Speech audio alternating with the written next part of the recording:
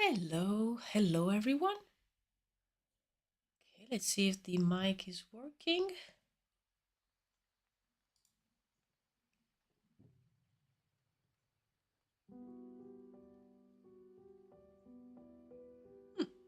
Okay.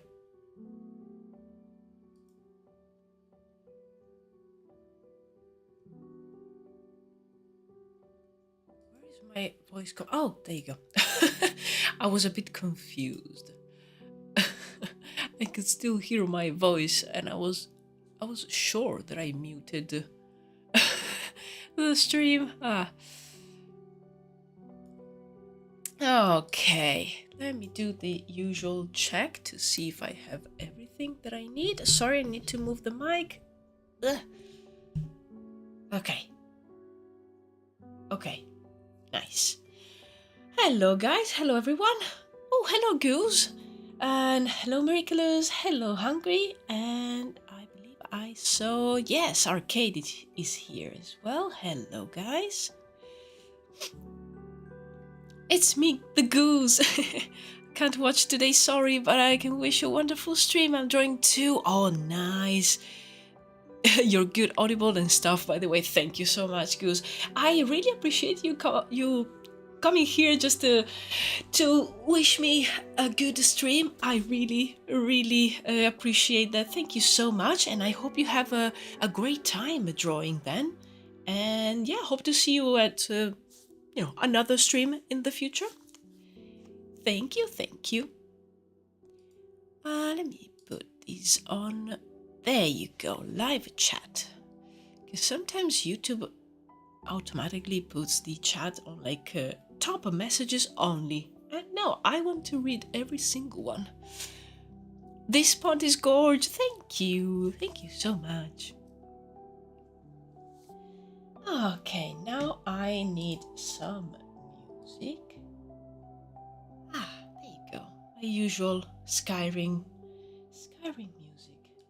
And I don't have my coffee today because I already had a cappuccino earlier, so if I drank another coffee now, yeah, that would be too much. So I have my water with a few electrolytes because that helps for my headaches.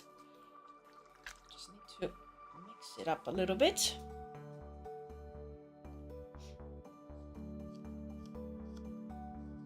The scenery is absolutely beautiful. Thank you so much, Hungry. Goose is now part of the family. Absolutely.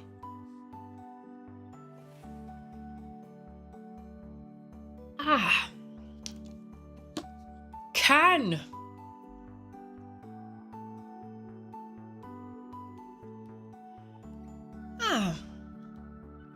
Nice. So today we are having a longer stream since on Tuesday I wasn't feeling so well and I had to do like a shorter stream than usual.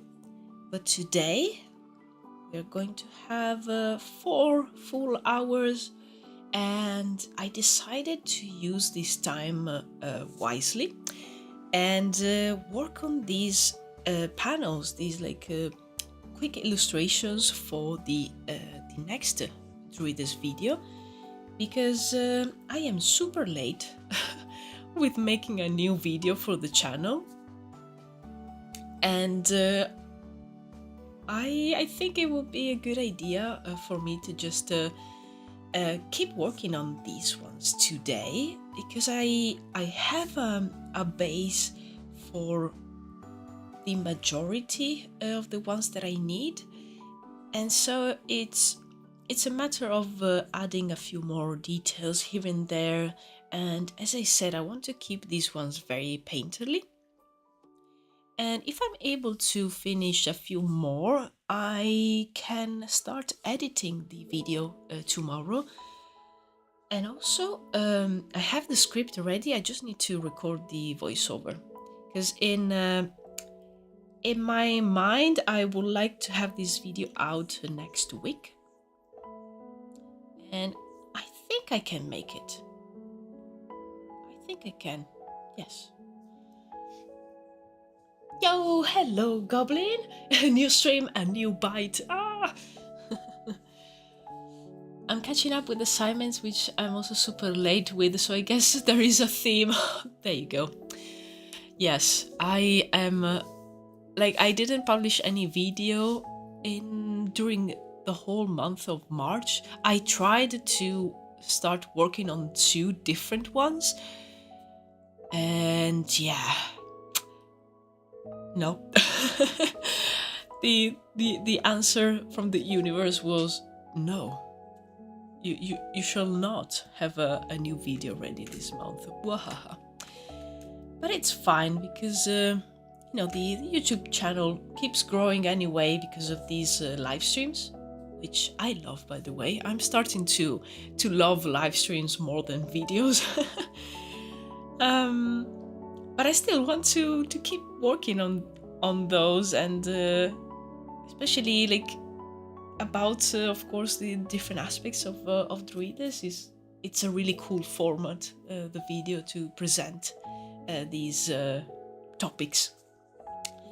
So that's why I thought it was a good idea to work on these today, since I have a little bit more time, and this way I have tomorrow to edit, or at least start to edit the video.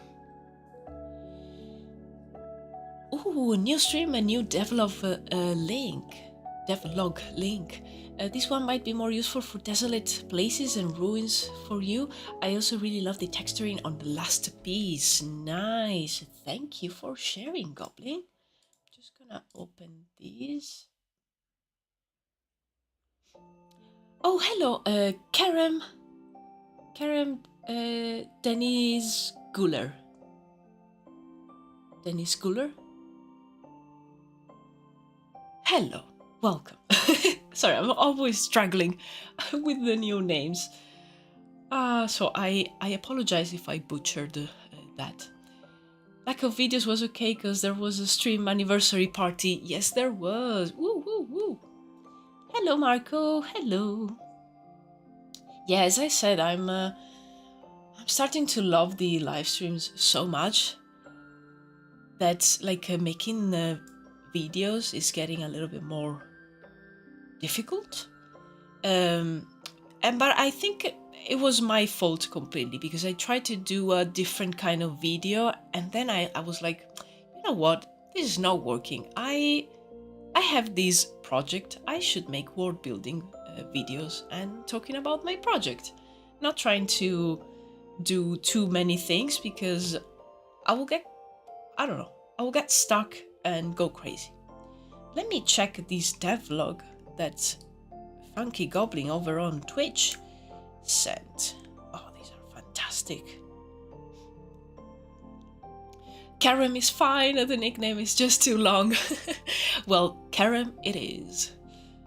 Yeah, I apologize. I always struggle to read them, but it's fine. My surname sometimes also, it's a struggle for people, so I'm always like, it's fine. Names are difficult sometimes. By the way, love the vibe here. I don't know, it makes me think about Mad Max. This is for Warhammer 40k Dark Tide events. Ooh.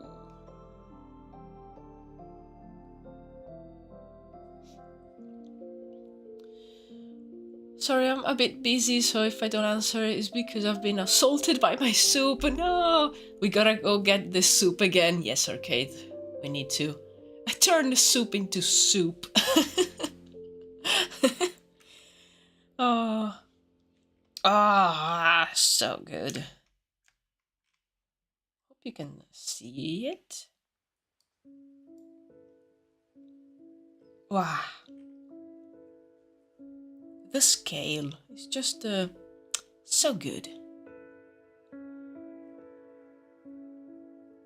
love these ones. I really like the one weight line, like the line is always the same, basically the same thickness. I really like that, but you need to have a lot of control. Like if I try to do something like this, I don't know if I will have a good time. Let's say, let's put it like that. Every piece looks so tasty. Yes, exactly. Oh, this is so cool. I really love the texture on these, like this. What is this? Like this material. Love that. Ah, prop design. Chests. They are so simple, but they work so well. Click. Sorry, I'm just taking a little bit of time to check these ones because they are always so inspiring. Sanctuary door. Really nice texture here. Wow. Ah, so good. So good. Crystal thing. Yes, exactly. I love that door. The door is fantastic. Thanks again for sending those over.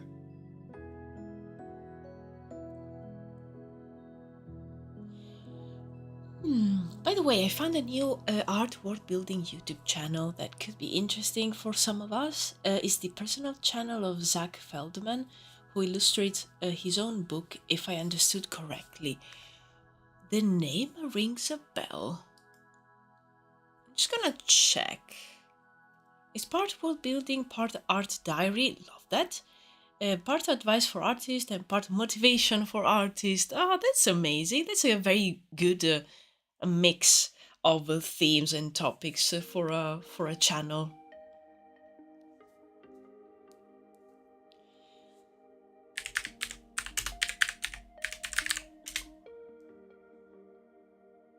Oh yes, I'm subscribed. That's why it ringed a bell. Yes. Yeah. His videos are so great. And I love the style as well. They really feel like he's sketching on like on a trip, like, and he's copying things that he sees during the trip.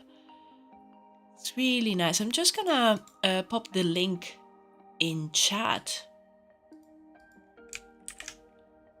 There you go. That's for YouTube and on Twitch as well. Thank you so much, Miraculous, for bringing that channel up, because yeah, I'm subscribed, but and the name ringed a bell, but I always recognize his videos from the thumbnails, because he has a very he has a style of a thumbnail that's like always follows the same principle, so it's very recognizable.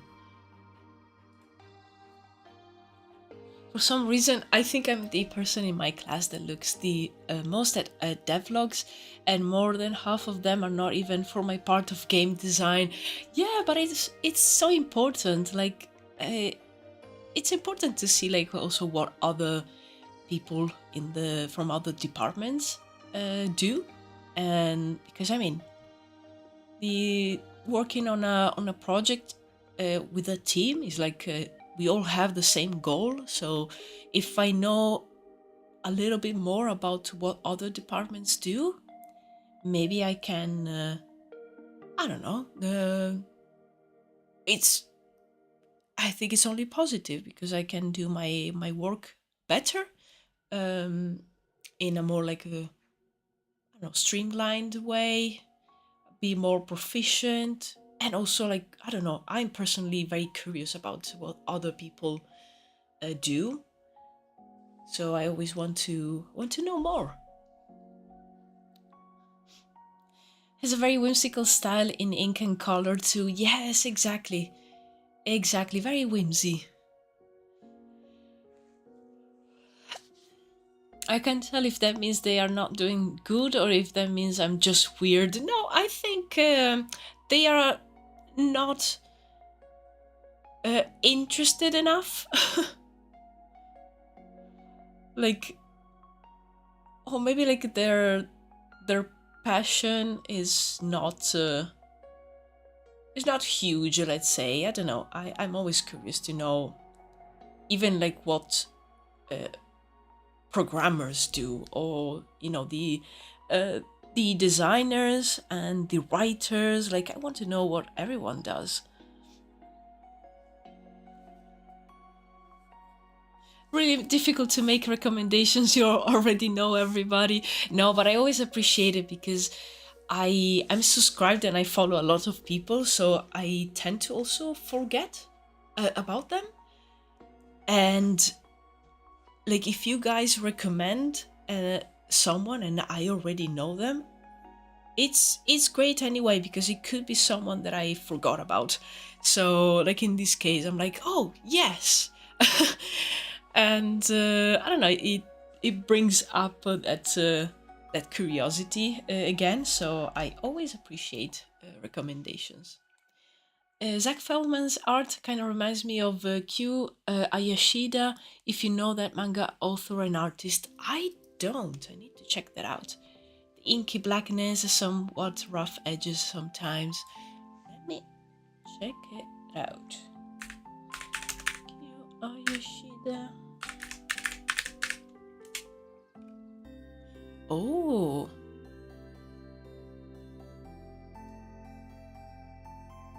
Oh, yes. I see. I see what you mean.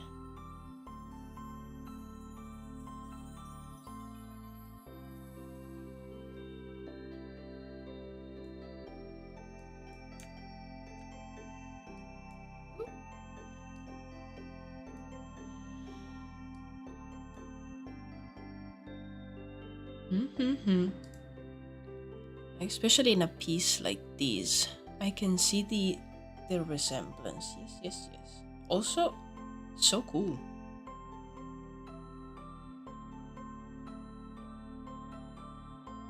So nice.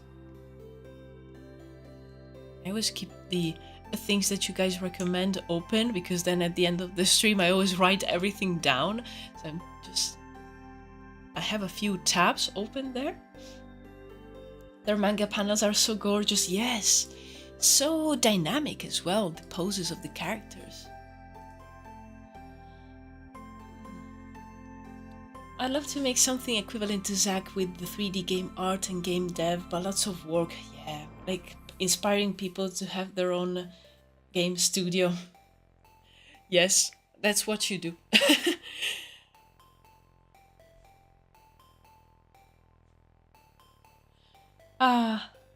Yeah, I feel like the end goal here is basically like all of us open a game studio, and we are like basically a full team here. So yeah, that's the goal. Okay, let me just drink some more water and then I will start painting. This morning I prepared this image that I have here floating on the left, because I wanted to have a quick way to see all the panels that I already have, at which stage they are, and also the ones that I would like to add. And some of them were already in my plans. Others, like a couple of these, I wanted to add them just to have a little bit of extra information on what is happening, because these will basically be the visual part of the video, and you'll have the usual slow zoom in or like a pan, so the image is moving to one side while the voiceover tells the story. Another thing that I would love to add is some sound effects, so a little bit of like the sound of the water, the leaves.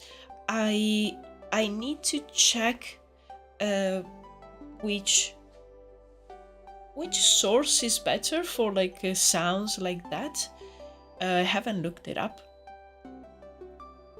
but yeah, that's the idea, with the usual, you know, music in the background, nothing too distracting. But for example, in this scene, I would love the clouds to move slightly, and then you have the sound of the leaves. Maybe hear some kind of like a swoosh sound of the arrow moving.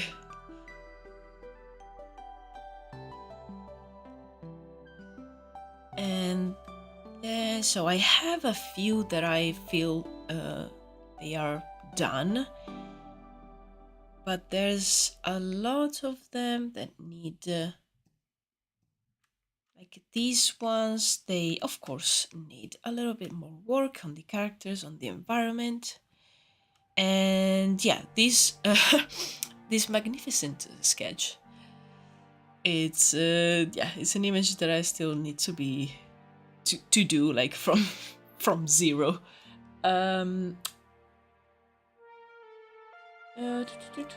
Yes, there's 2 panels here that I would like to add.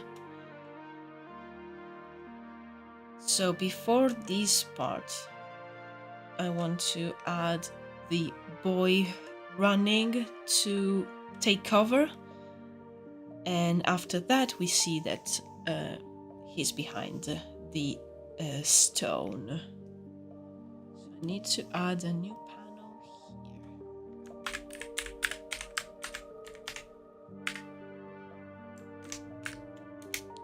Okay.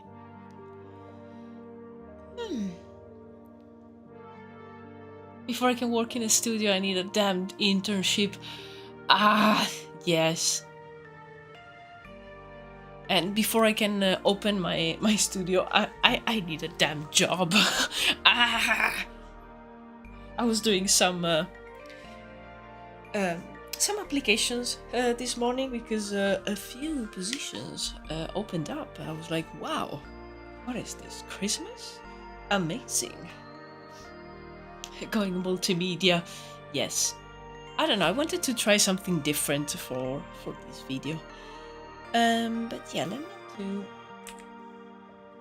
another of those magnificent sketches. And so on this one, let's see. Yeah, I kind of want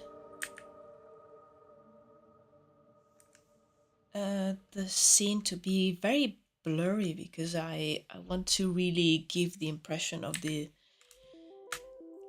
character running as fast as they can.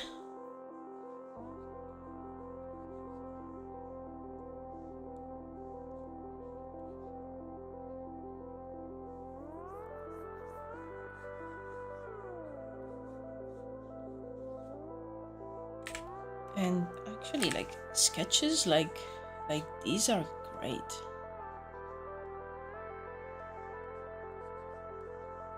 So I don't need to be precise, and I can just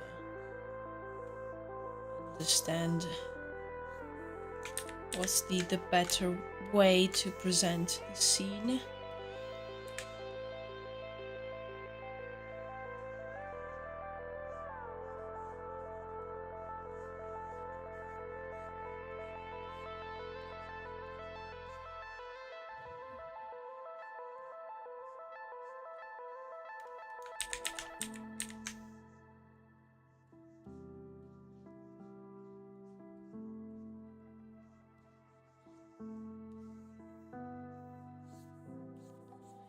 I think like a very dynamic panel, because basically these are just almost glorified storyboards.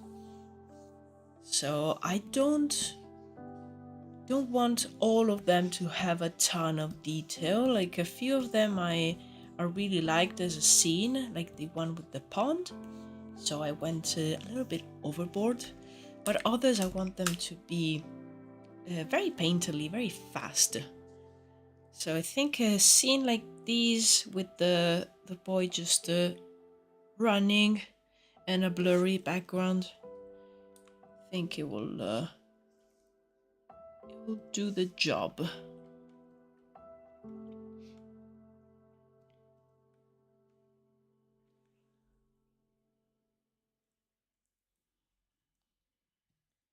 Okay, here I've added a few of these.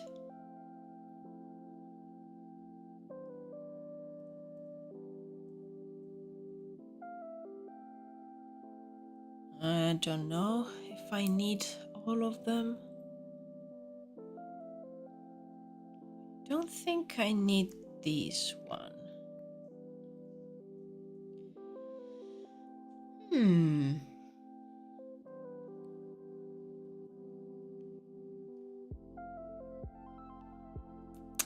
Not too sure about this one either.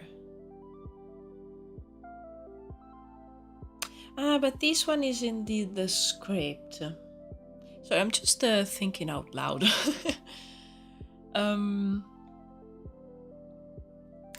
Okay, so just this one needs to be a little bit different. Choo.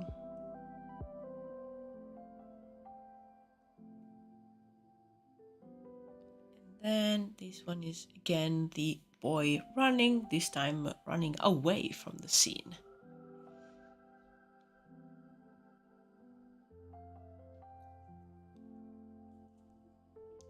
I do some very rudimentary frame-by-frame animation exercises and try to develop my own shorthand for figures. Your sketches remind me of that. Yes, exactly. It's something like that. And the idea, because I already had the idea of doing a video like this, and I thought for this topic it was the perfect time to try it, something like an animatic of sorts without too much animation. But yeah, it's been fun, and it's it's a very very short story. If I had to do a longer one, and there's no dialogue in this one, because if I had to do one with dialogue, it will probably be a little bit more tricky. If I want to add the voices, etc. And there's a lot of when you have dialogue, there's a lot of panels to do for that. If you want to maybe change the expression of the characters, things like that.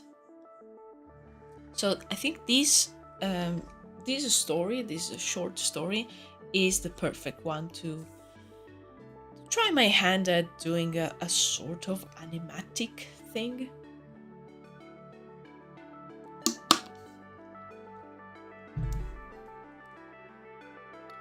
So yeah, now I'm just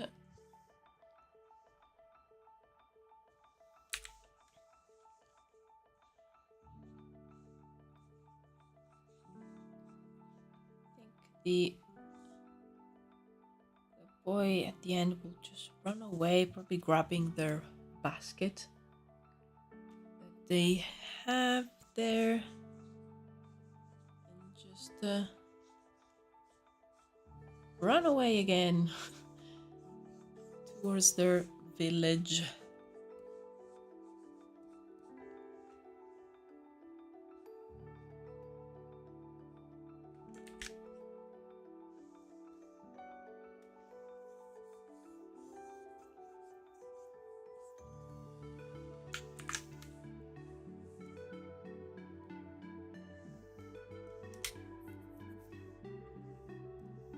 And here as well, I want to try a few different things.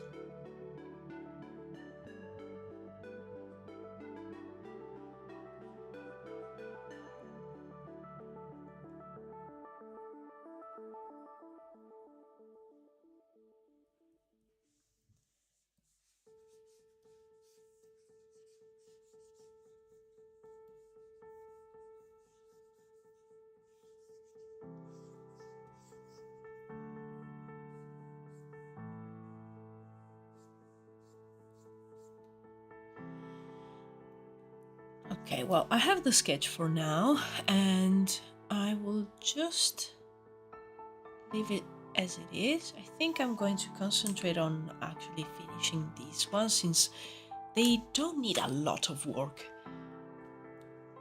And it would be great to have them ready.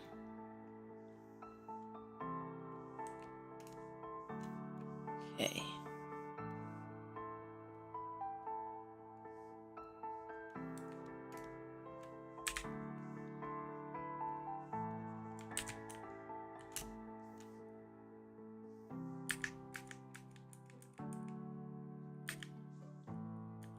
I'm going to establish the shape first of these characters.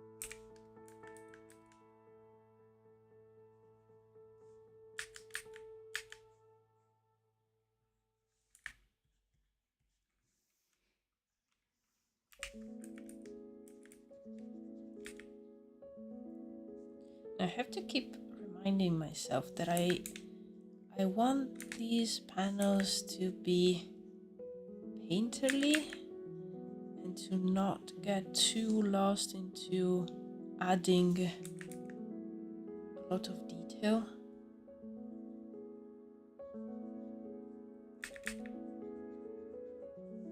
Because since there are like panels for an animatic, we will probably see these for just a few seconds. So there's no point in getting too crazy.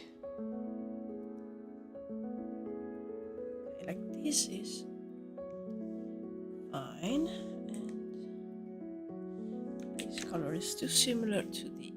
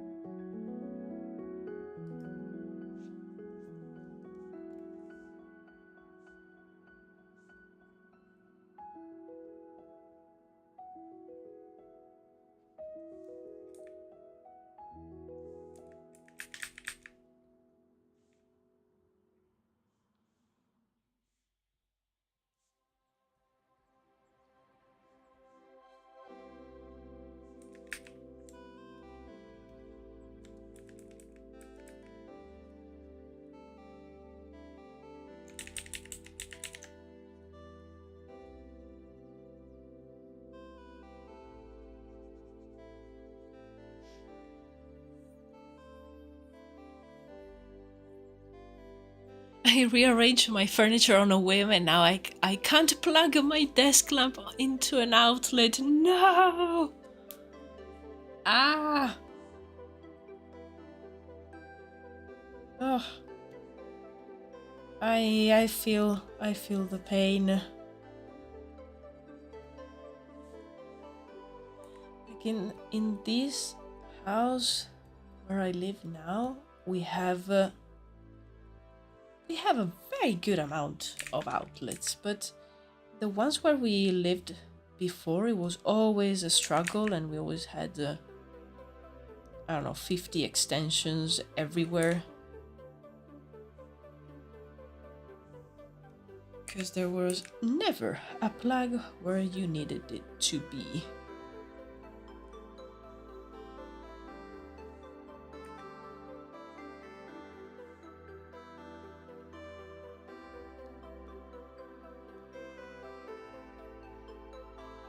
I love those trees so much. It looks so much like something could be hiding them. Yes, I wanted a very, very thick underforest. Hey.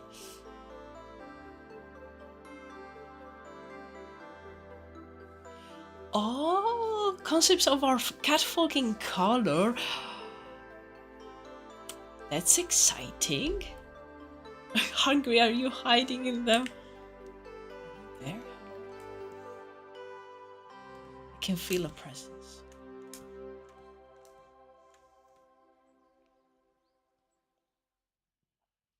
Okay. These silhouettes are working really nicely. What is not working nicely is the fact that the sun is not making me see my screen. So give me a sec, I need to close my curtains.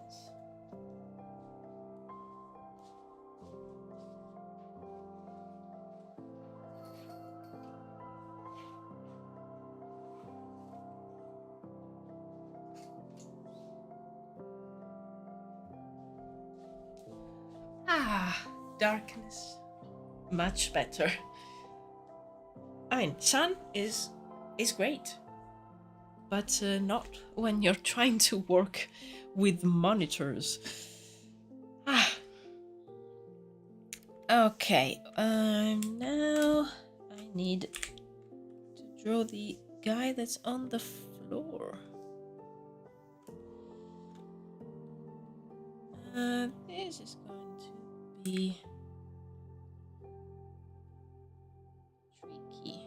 It's not a very easy pose.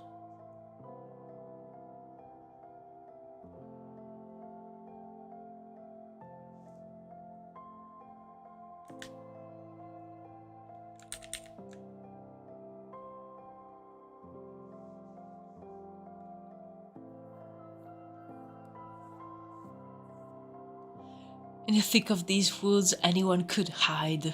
We don't know in how much trouble we are. Yes, exactly.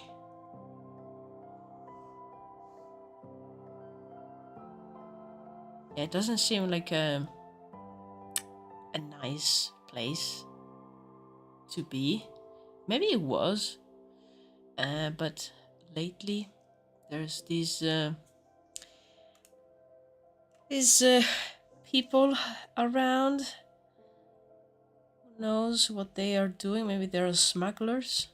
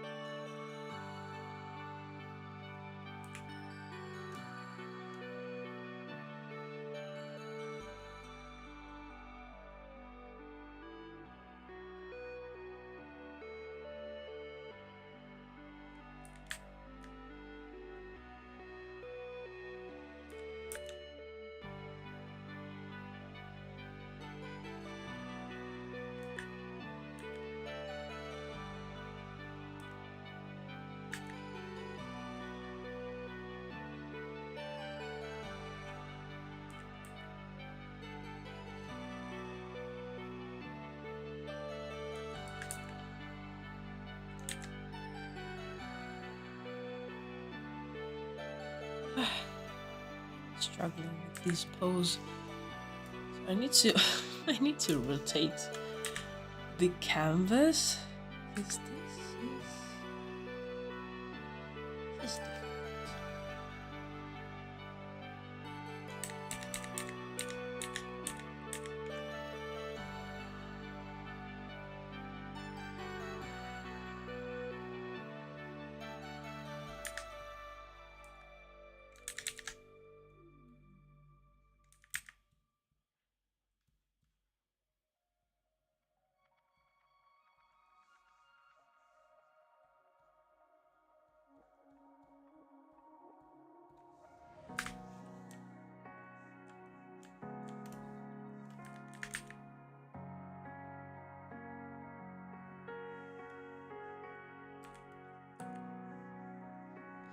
Okay, I think something like this should work. Let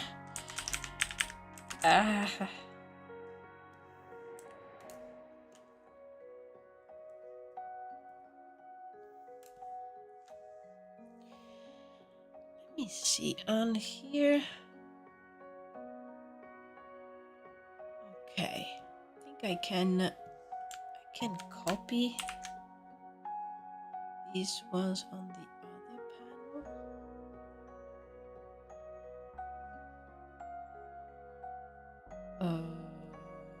What are the other ones? Okay.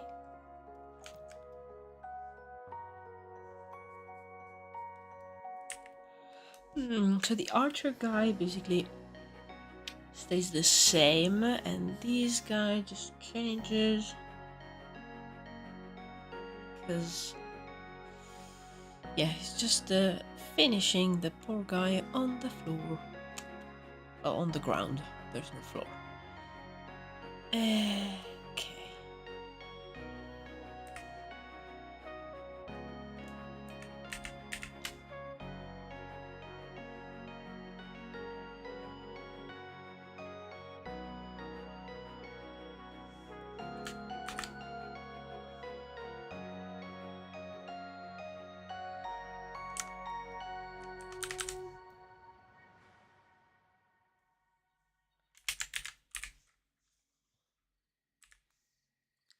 What happened? No, ah! Can I?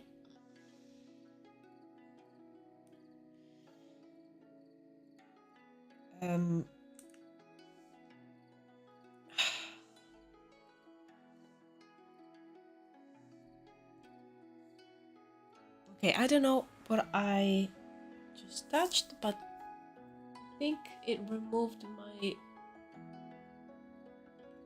my shortcuts. What is happening?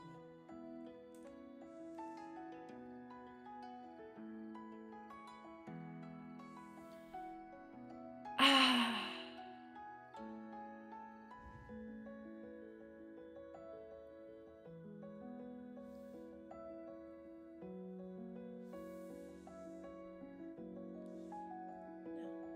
Fine. Yes. Thank you.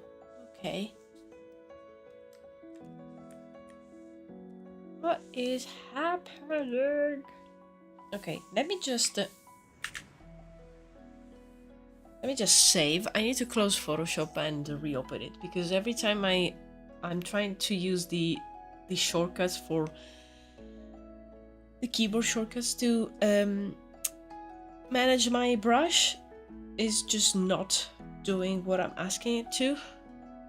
So I'm just gonna save, close it, reopen it, hope for the best. So nice when tech stuff doesn't work as intended. Amazing. Wow. So many millions and billions used for this technology, but yeah, doesn't work. That's so nice. Recently, though, a lot of thought a lot about art style in games. I think the reason why a lot of big titles switch to very realistic style is probably more motivated by practicality than artistic choice. Yes, absolutely. Like you can fit realistic styles better into pipelines, from photo bashed concept art to kit bashed modular 3D to procedural textures and motion capture animations. Yes, absolutely. Also, you can use scans from the real world, so you don't need to come up with anything new. Like it's there's already like I don't know, a muddy patch on the ground somewhere, so you don't need to reinvent anything. So it's yeah, it's really, I think, as you said, is it fits better in the pipeline, and instead of having a whole team that needs to align on a style, it's just like hey, realistic, you know, the real world as you see it with your eyes outside the window or wherever. But at the same time, it becomes difficult to reintroduce artistic intentions with all that technology. Yeah, I think it's one also of the reasons why a lot of people are loving indie games, because in that case they really push the artistic side because of the fact that they don't have the resources to do something super realistic. But I'm also like glad of that, because I don't want every game to look realistic. I don't need to. Like there's already the real world. I want something different with the more intention.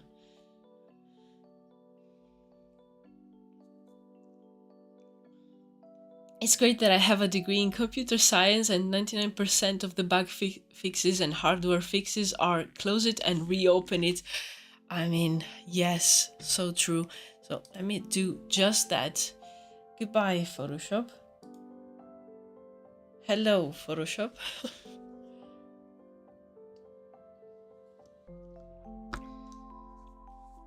But yeah,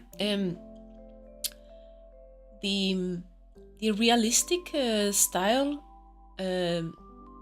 it's definitely like I don't want to say easier, because not exactly easier, but it removes that that extra work and extra thought that you have to put into things if you want to give them a particular style. And I don't know, like it has its place, but sometimes it's just too much. It's like oh, okay, another super realistic game. Wow, groundbreaking. Reality boring gives me design choices, exactly. Okay, let's see. It works! Who would have thought? The problem with going for a realistic style is the fact that it ages horribly. Yes, good point, Goblin. I haven't thought about that, but yes. Like after a little bit, it really has that kind of, especially with the characters, that uncanny valley, like the fact that you can clearly see that they're not real.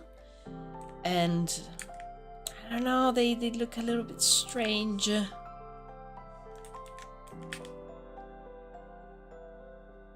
While things that have like a stronger vision and a style, sometimes they are still going strong after years.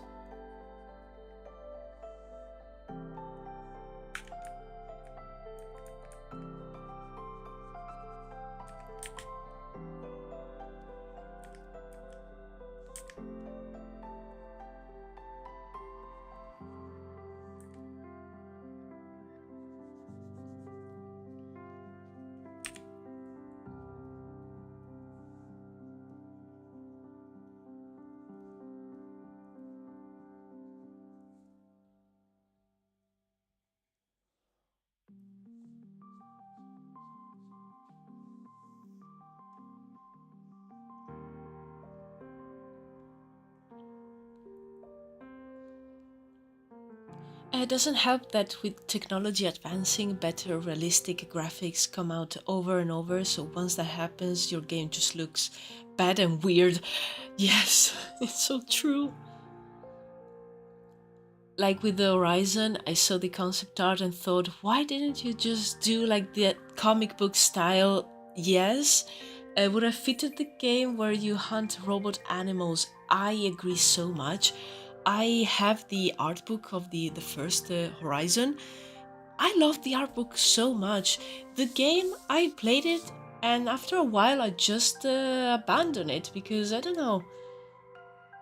It is gorgeous, like amazing to see. I also like watch my partner playing a little bit of the second one. Wow, like technically speaking is amazing, but sometimes it looks like a tech reel of a game of a game studio.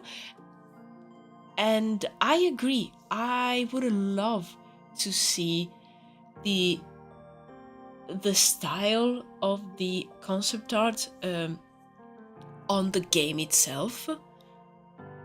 It would have been so good, and I think it would have lasted longer. Like it's still like a very good game and whatever, but I don't know if with a style that strong, I think I don't know, it would be still be amazing and talked about today. The games that still look good to this day mostly went for art style, not realism. Yes, totally. Instead it looks like Assassin's Creed or something. Yes. It just looks like, as I said, it looks like a tech demo of like, oh, look at what we can do. Wow. And I'm like, okay, but I don't know.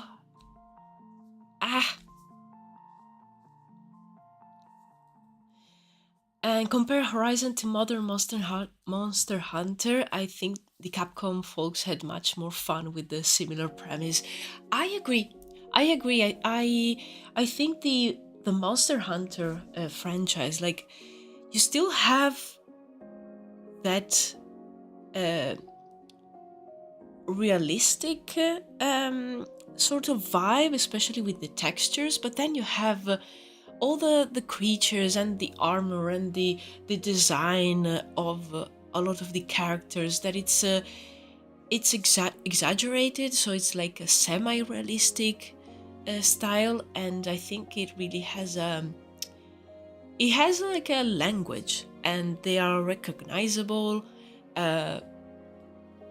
So I don't know, it feels more interesting visually. I do want to say that sometimes I do love a realistic style. I 100% Horizon because it was a realistic looking game with the fun sci-fi elements in an action game, but I am aware that having more style would have helped it out more. Yeah, absolutely. Like, I love the Assassin's Creed. I love them so much. I always have one that I'm playing, especially the last ones are like so massive. Like, I finished the Origins last year, and I'm now playing Odyssey because those two titles I didn't get to play them when they came out, and I enjoy them. I enjoy the realism. I enjoy the vast world, and then I will also have other more different games with like more strong art style that I play, and I enjoy both. But yeah, I am really craving projects where they push the design more, and it's something that I would love to do with Druides as well. I still have a very realistic style of, well, I will say like semi-realistic, because I don't usually do those kind of maybe like renders of concepts that have a ton of photo bash to make them look realistic. I always enjoy, I don't know, something that is not super real looking, and I want to push it even more than that. I don't know. I find it more fun and more engaging. But yes, I agree. I will also enjoy a realistic game too. I think it's great when we have both. And I like to play a lot of different games, because we were actually talking about this today with my partner Marco, and I said to him like that I really enjoy the act of playing video games. So I will play many different things, and I am so happy that I can buy games second hand, that I can buy them during the sales on Steam, for example, because I get to try different games. I love to do also retro gaming, play some older titles that maybe I didn't get the chance to play years ago. I love the video gaming in general, so I'm very open about the type of games, and I feel that it's very important, because I mean I want to work in games. I would love to make my own game, so I feel that it's almost like studying, like playing many games is just filling my library of knowledge about games. So I'm always happy to try different ones.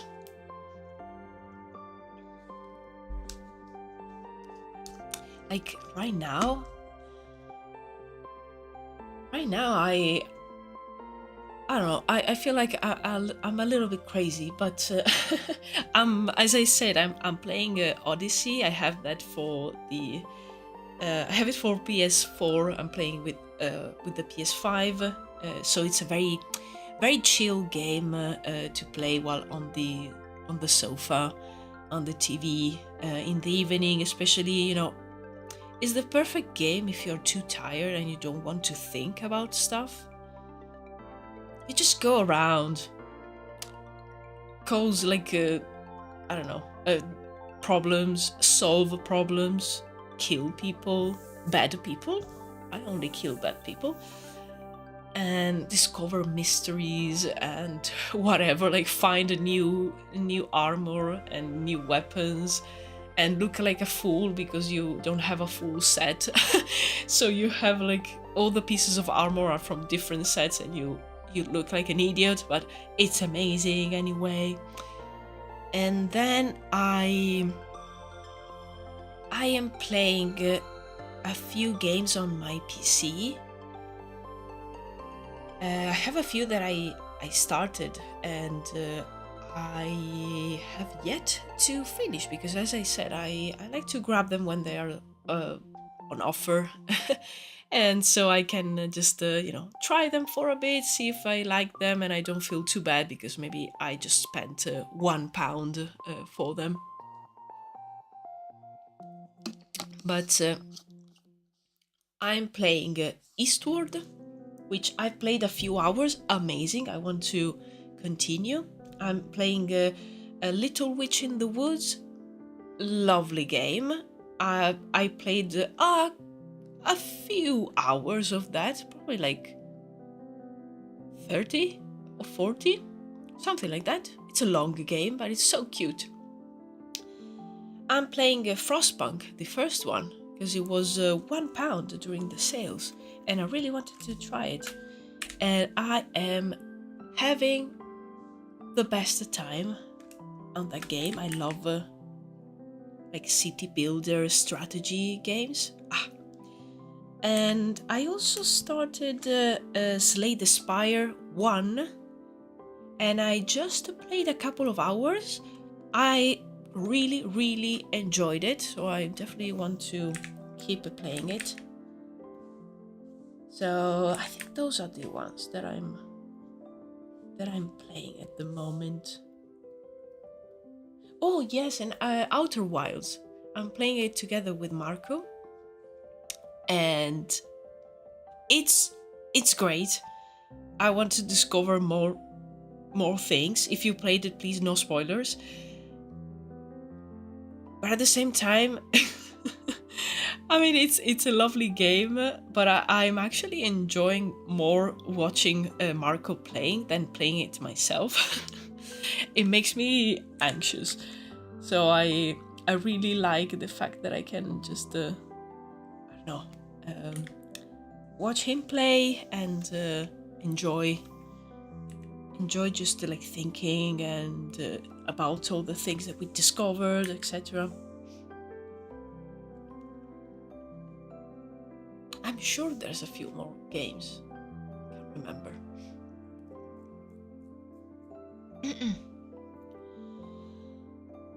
There's some realistic styles I like, but I imagine it's more work to make it pretty. Like Plague Tale, oh yes, that's really, really nice. Looks so nice, and Remedy games from Soft, but they're also stylized to some extent, in my opinion. Yes, like Plague Tale, it's realistic, but I don't know. It has something added to it, you know. Like it's not like 100% realism. It has its own visual language, and yeah, Remedy games. Yes, they are realistic, but the way in which they are made, they have a really, really strong vision. So it's not like a realistic 101. It still has some kind of intent. You can see the thought behind it, and the same with the From Software. Like, yes, okay, the style is I would call it like semi-realistic. Like it's close to realism, but they have their style. I think the gameplay of Borderlands is very mid, but the art direction was great. I agree. I never played it. I only saw some gameplays, and it never like spoke to me. I don't know. I never grabbed it to play it. But yeah, the style is. I remember when it came out, I was like, whoa, it's amazing. I think it was the third. I think it was the third that came out, and when I was like really into games, I think it was. Really made the comic book style, yes.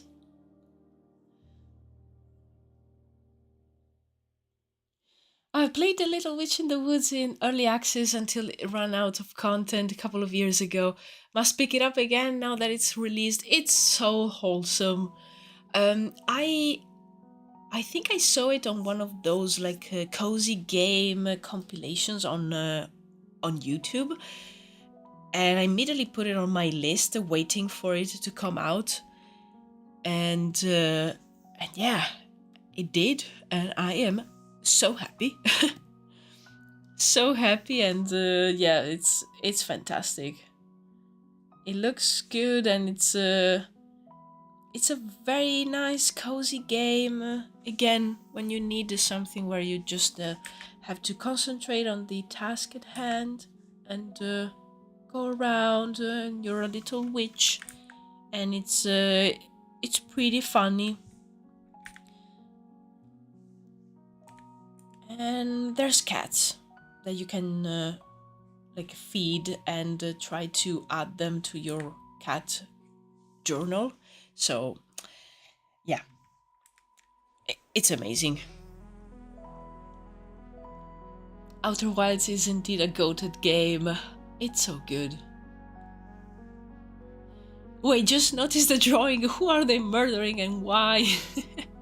You know, that's a very good question. I think, because I haven't decided yet, but I think these the guys standing are probably some. They're probably some smugglers that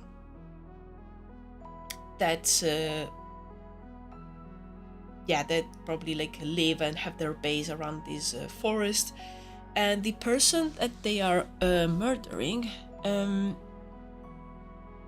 I still need to decide who that is, and I feel it could be someone. Wait, there you go. Someone that had a deal with them, and the deal went bad. It went very badly. But the reason why I don't know yet who they are is because I haven't decided exactly if they are maybe like a magic user, and I'm inclined to think that they are, just because then when the spirit comes and it takes their soul, I think that will probably make them not a druid but a magic user from one of the tribes, probably the tribe of the roots. Maybe it's one of the rangers that protect the forest. But yeah, I still need to establish, because the whole story is told from the point of view of the boy, and the boy doesn't know who they are. But yeah, I think it could probably be something like that. Yeah, still thinking about it.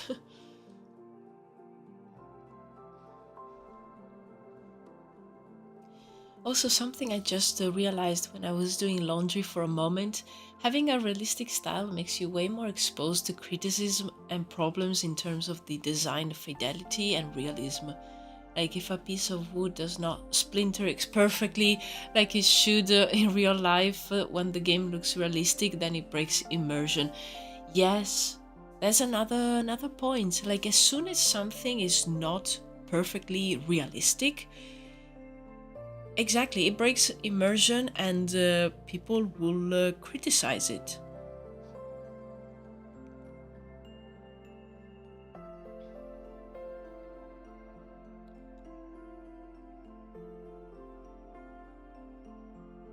So cute every time she argues with her hat.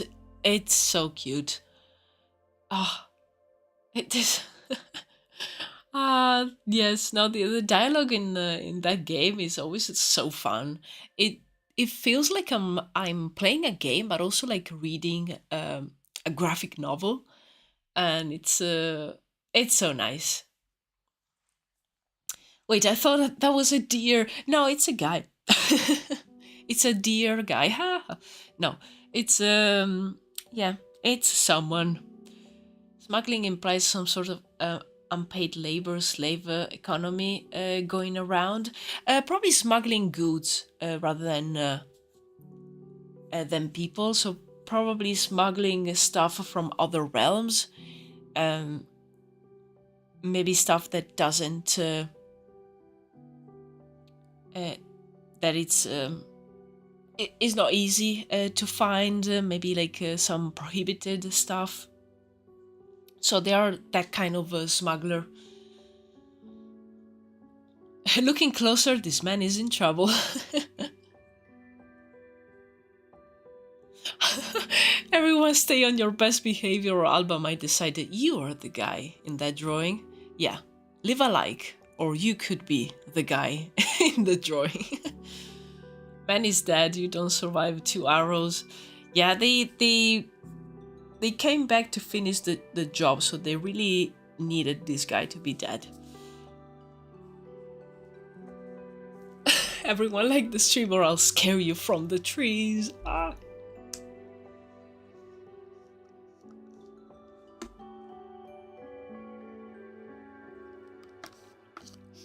2 arrows to the front, not the back. This man was not running away. He was squaring up. Yeah, I think what I was imagining is that they probably had a confrontation, like just discussing, just talking, and between like the guy here on the ground and this one, and the other one was probably a little bit behind, and when things went sour, he probably how do you say it? Shoot some arrows. One actually missed, and that's the one that the boy hears. So that's what prompted the boy to hide.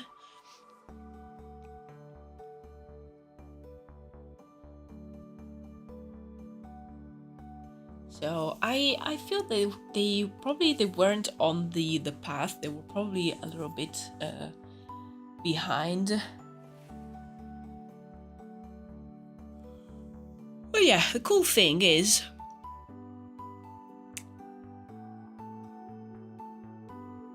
that since it's all told from the POV of the boy, and the boy doesn't know much. It's great to put some info down about these people, but at the same time, it's cool because I could start drawing without worrying too much about them, and yeah, I'm just thinking about it now, but it is not a deal breaker, let's say, for the image, fortunately. Just need to modify the pose of this guy.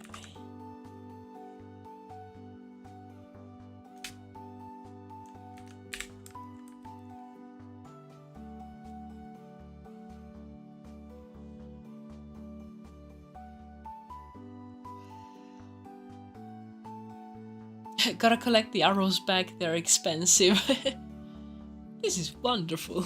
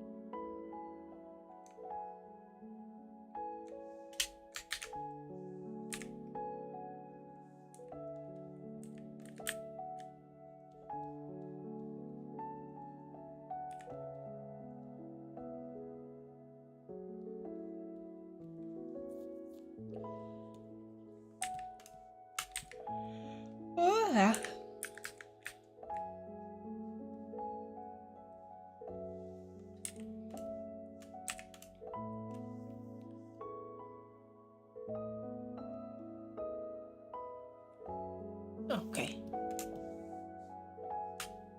Oh, let me actually reopen my other image, the one with all the panels.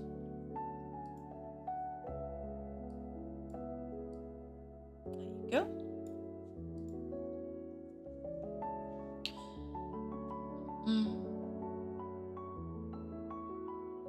Okay. So I need another image. Like this. But these two guys are leaving. You know what we need in Druwides? Dinosaurs. What? Why? Because they are cool. I rest my case. Damn it. That's a very cool proposition, and I see no fault in this case. Damn it. Hello, Grayson. Hello. Damn it! Now I need to add dinosaurs, guys. Oh no.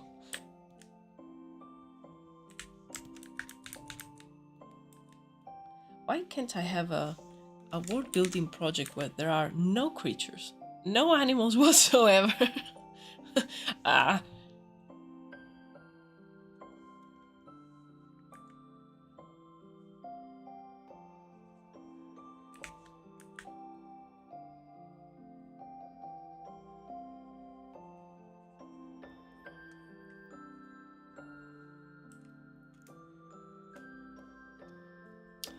Ooh, tribe of ancients, people that use ancient druid magic which does dinosaur things, whatever that qualifies as.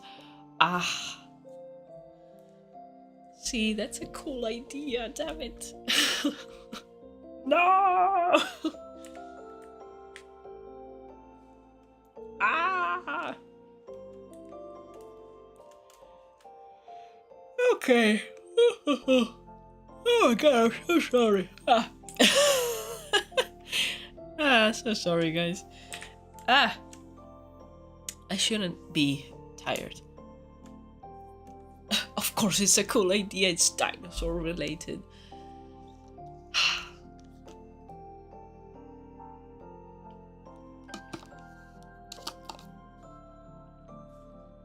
Like, we could do a DLC where you go, where like we see back in time and we see the as you said, like the tribe of the ancients, and they were riding dinosaurs. A DLC. The dinosaur kid in my soul never left. No, and it will never leave. It needs to be brought up, because dinosaurs are cool. Always already thinking about money. Who said it was a paid DLC? Maybe it's a free one. Maybe it's like a free DLC, a free expansion of the Druwides game. A new area unlocks.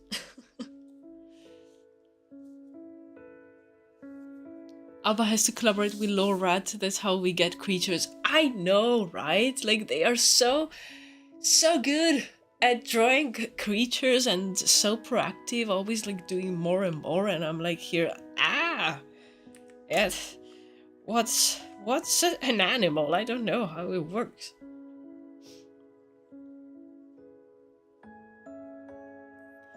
My dude got no one but 2 arrows. Someone really hated that one guy in specific. Poor guy. Oh. Yeah, I was trying to establish exactly who he is, but probably someone that needed to be taken off of the picture, because they probably knew more. They knew stuff that these guys didn't want him to tell around. Probably something happened there. And yes, I haven't decided, because it's not exactly, it wasn't my priority, let's say, with these images. And so yeah, I haven't even thought about that. I was just like, hey, I want these to happen. Why? I don't know. I just want this to happen. That's it.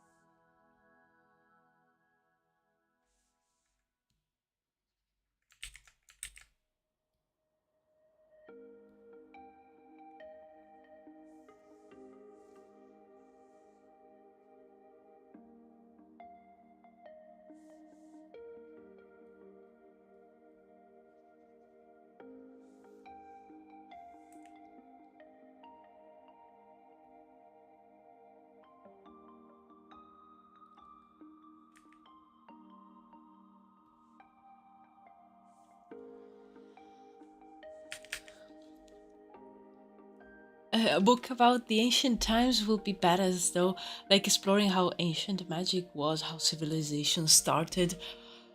Ah, I love that kind of stuff. Ah.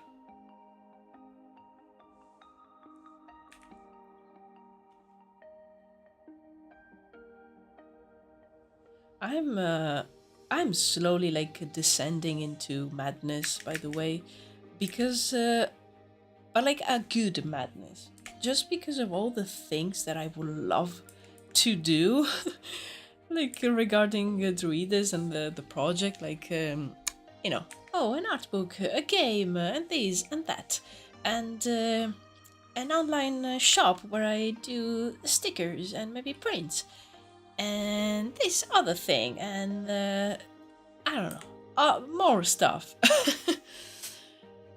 And yeah, I'm slowly going crazy. But as I said, crazy in a good way.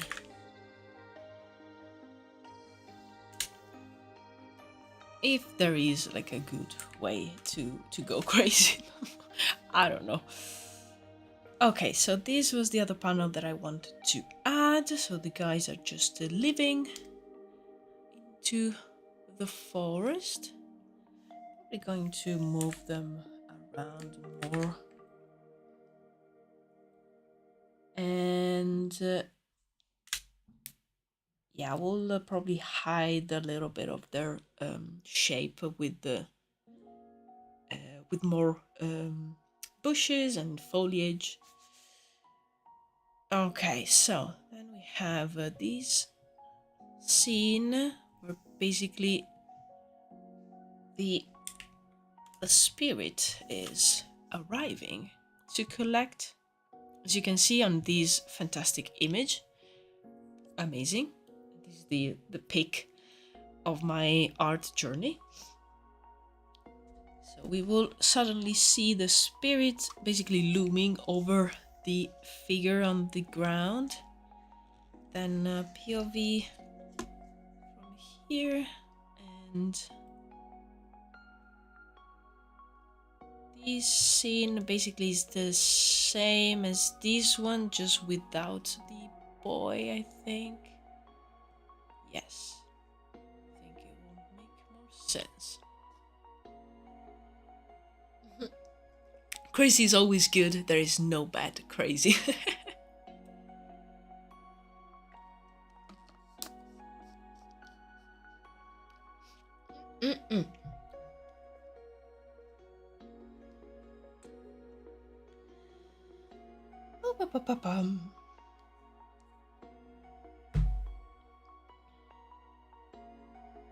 Okay, so this one, let me see, this one, and this one.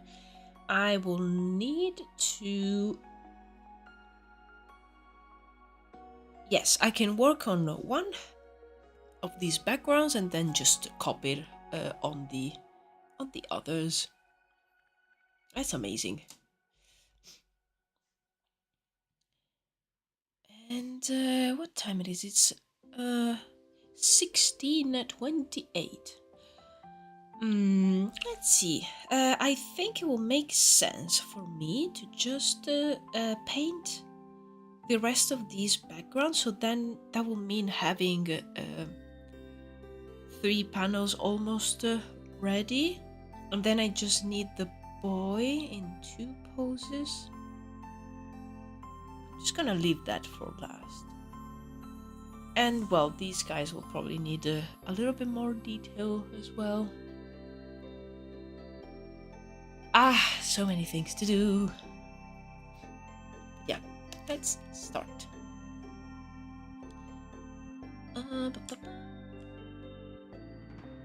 Okay.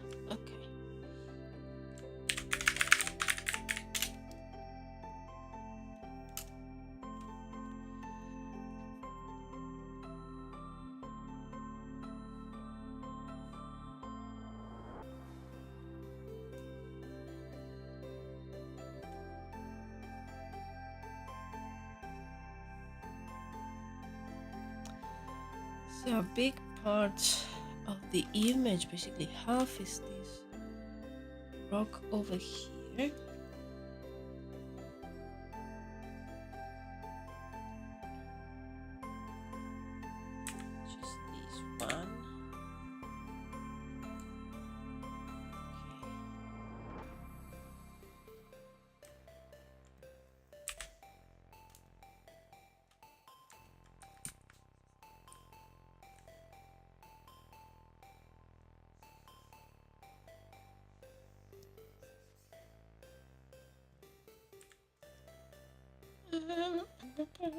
Okay.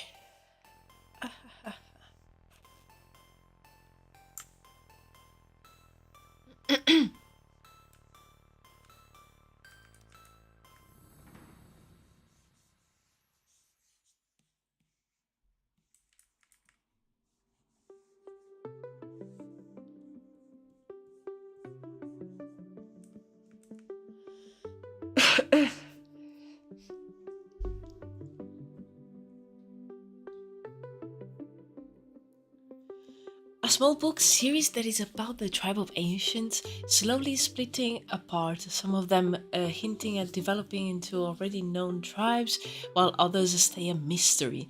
The other books hinting at the first humans discovering that druids can use magic, and maybe the first seed of political intrigue and chaos in trying to decide what to do with them. I want to read that, Alba. Write it right now, please. Thank you. Okay, I need a moment. I need a moment to write that. Ah, but that that that sounds cool. That sounds something that could be very interesting. I mean, one of the ideas for the readers was, instead of maybe like one big art book, having like a series of smaller ones, so to like introduce the different topics that make druids.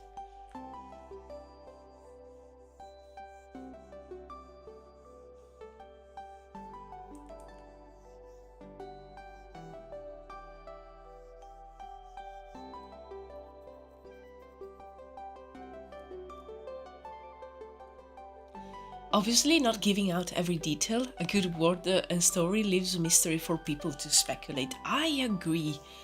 I agree. I don't want to, reveal every single detail. I much prefer when there's some mystery.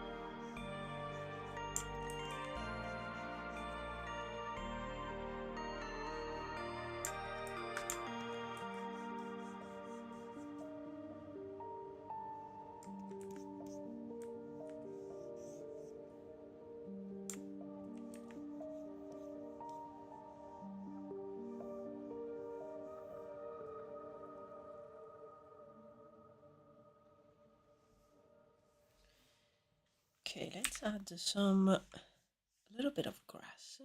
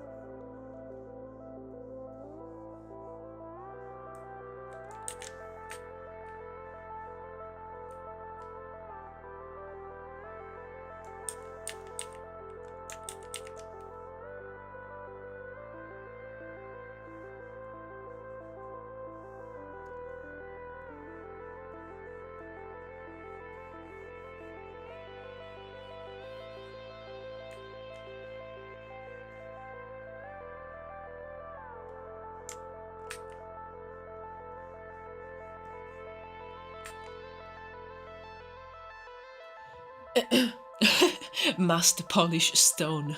Polish stone, life good. Druwides the webcomic, coming soon on Webtoon. Oh no, more things to work on. Ah!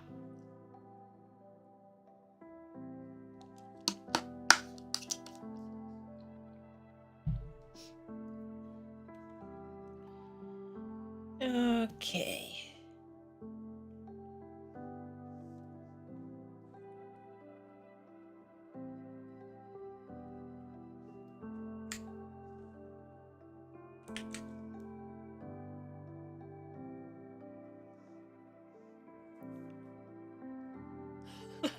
You will work until the Druids multiverse is finished. Ah, can I have a break? No! Keep producing!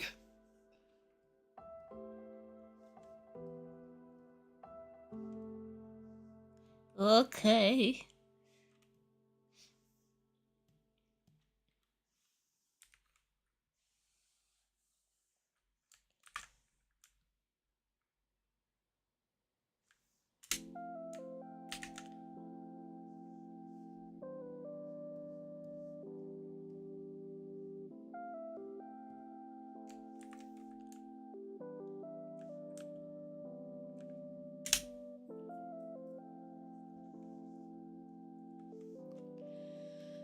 It will become the new Aragon or Warrior Cats.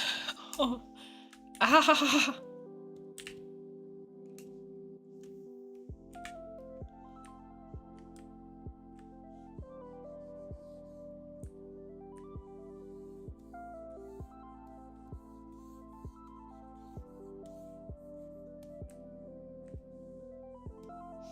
Or whatever people read nowadays. I think people don't read as much anymore. I'm pretty sure illiteracy is going up due to brain rot, iPad kids. Yeah, I think you might have a point there. I'm happy that I'm going like back into reading quite a lot, like I used to. But yeah, I can see that people are struggling to understand what they are reading, like even simple things, more and more.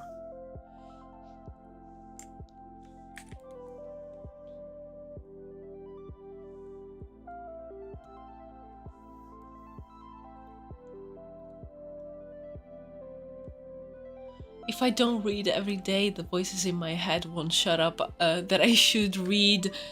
Yes.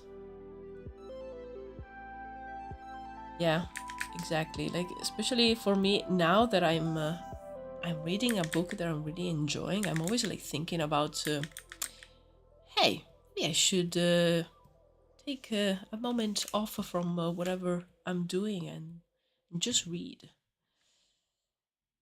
Who knows what will happen? I need to know. I need to go on with my book.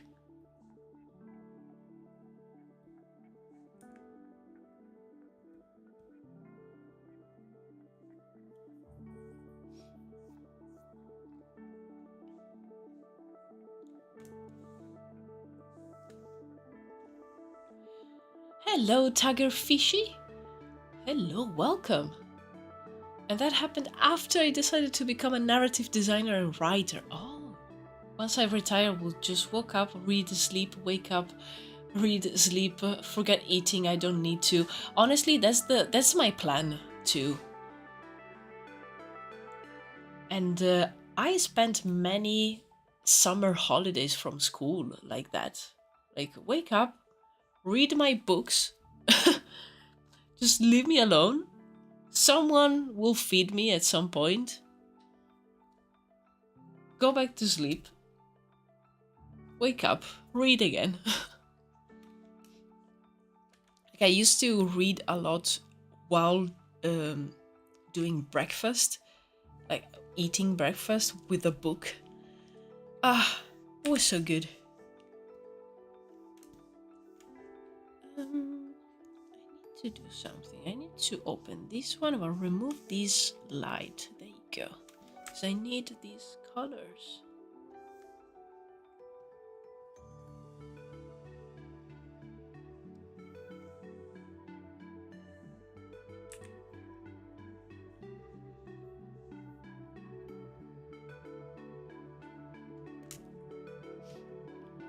I read it during breakfast as well. I usually read my daily webcomic releases during that time, and nice.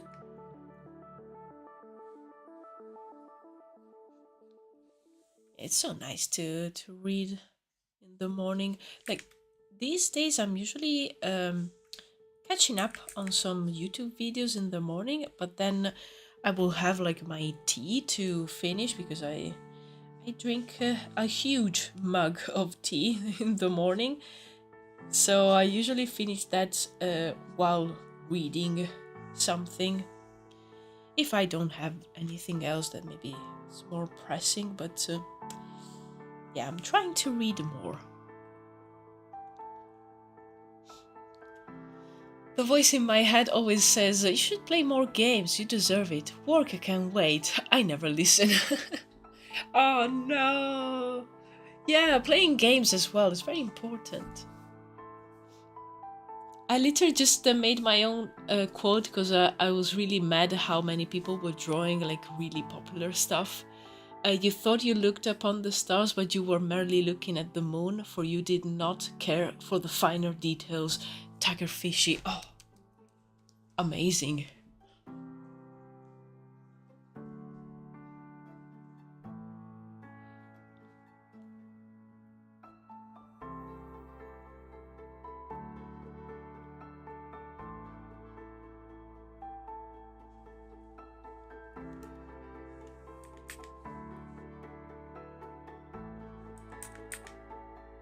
Well, that quote and what you said, Tiger, makes me think about all the artists that, especially that do conventions, or they get tables to markets to sell their art, and they're usually like always selling fan art, and I'm always like, isn't that illegal? Like, you're selling, like, you're making money off of fan art, like other people's IPs. Like, okay, it's your rendition of it, but I don't think you should sell it. I don't know.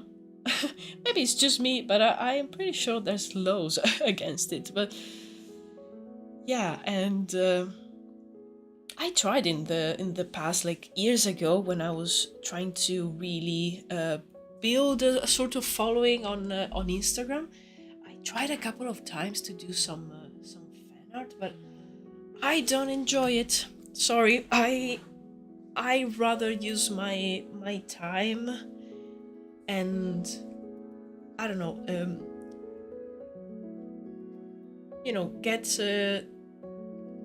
get better and use my skills to work on something that's fully mine. I don't know. I find it more fun and more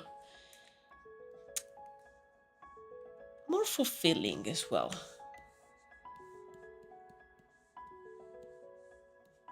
And I'm talking about like big IPs. Like if you get to collaborate with another like artist like the collaboration that I did with the other world builders on YouTube.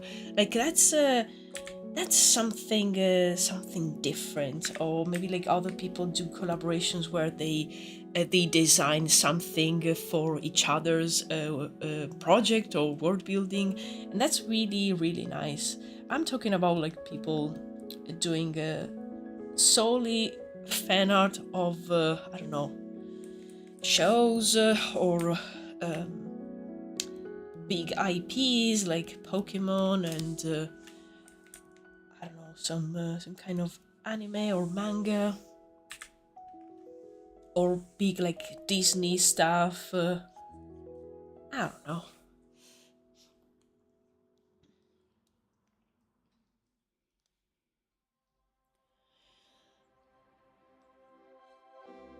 I would adore to collab on world building stuff. That sounds like a lot of fun.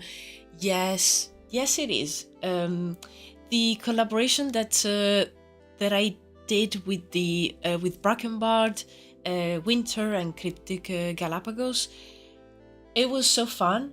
We were still like drawing and um, designing something for our world.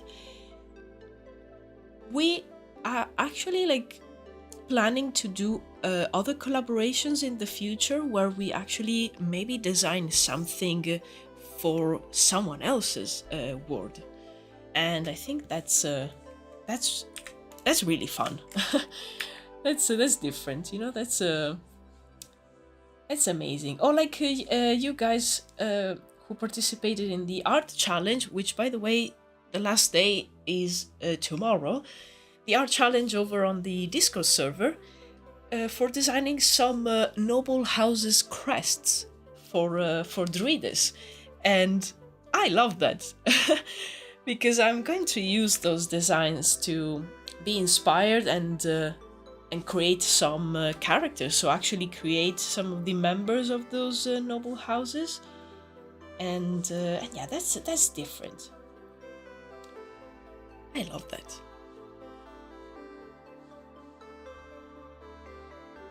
My most powerful OC canonically self-imploded because of sentience. Oh no!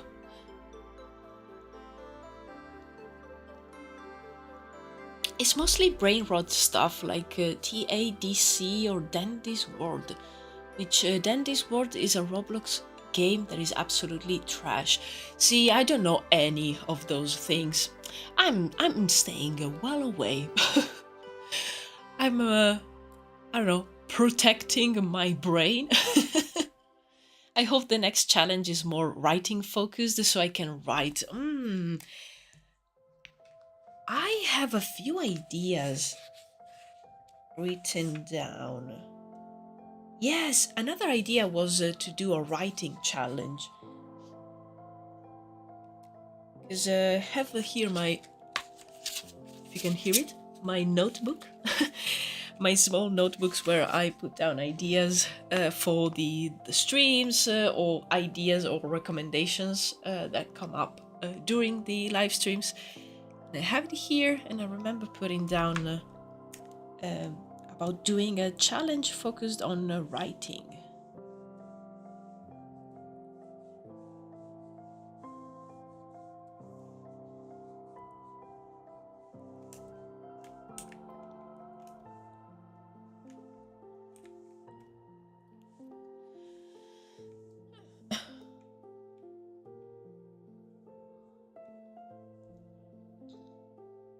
I cannot art at all, so I just looked at it like the meme where I'm in the house looking out at people having fun. Oh no!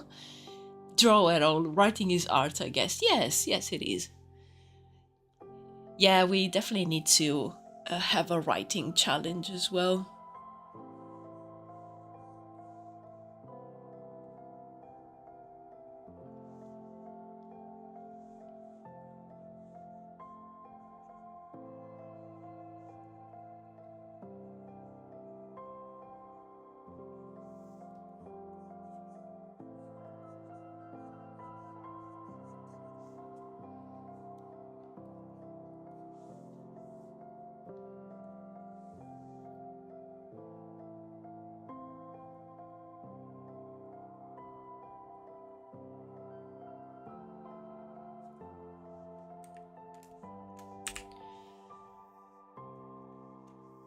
Mm-hmm.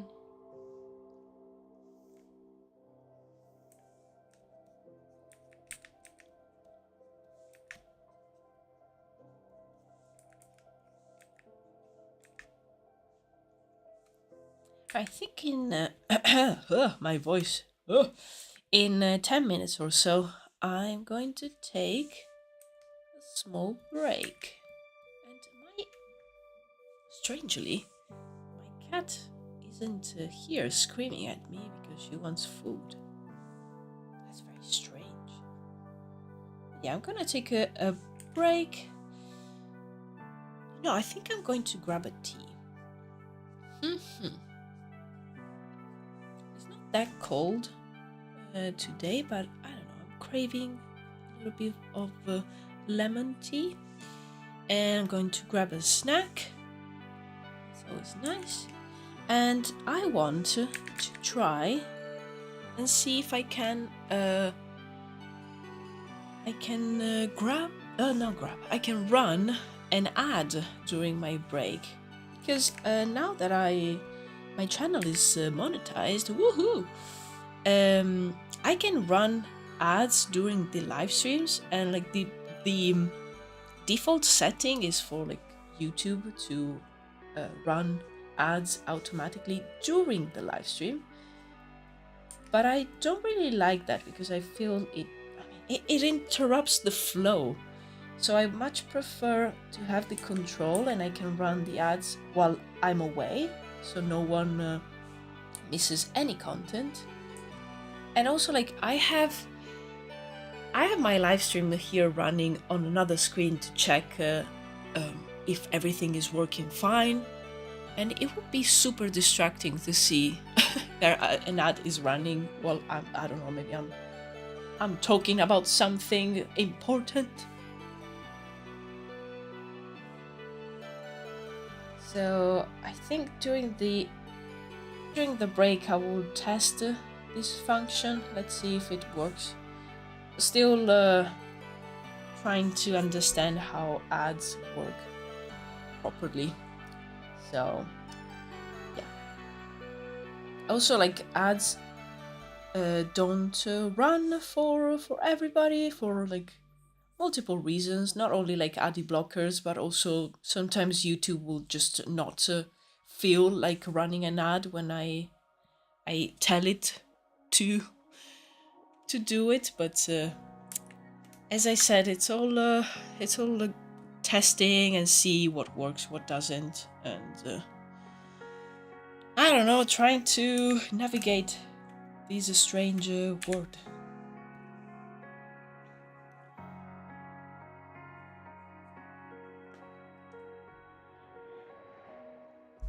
A break in this gaming industry? I can afford it. There you go.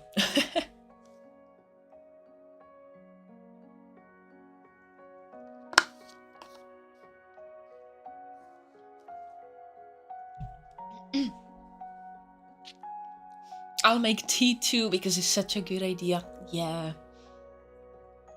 I don't know. I really need something. Like, water is fine, but I need something else.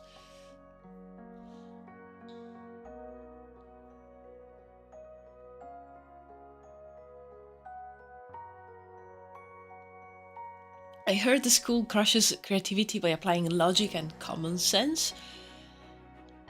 They don't apply common sense. Yeah, I agree. Like, common sense, I've learned it outside school. Like, school system has so many things that don't make any sense at all. Like, hey, let's do stuff in the least logical way, and the least I don't know, in the worst way possible.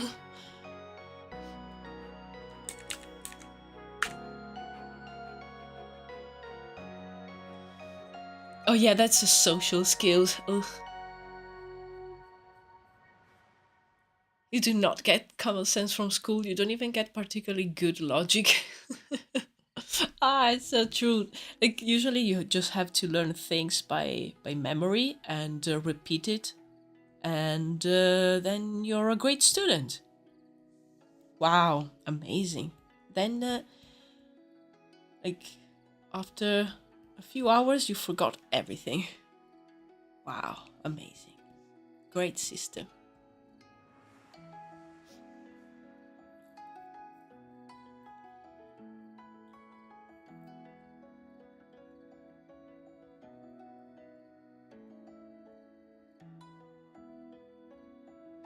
Hello, Joe. Hello, welcome. People think it's such a skills, but what school really teaches is conforming to authority. Yes, I agree. And following orders, just cause, without giving you any information.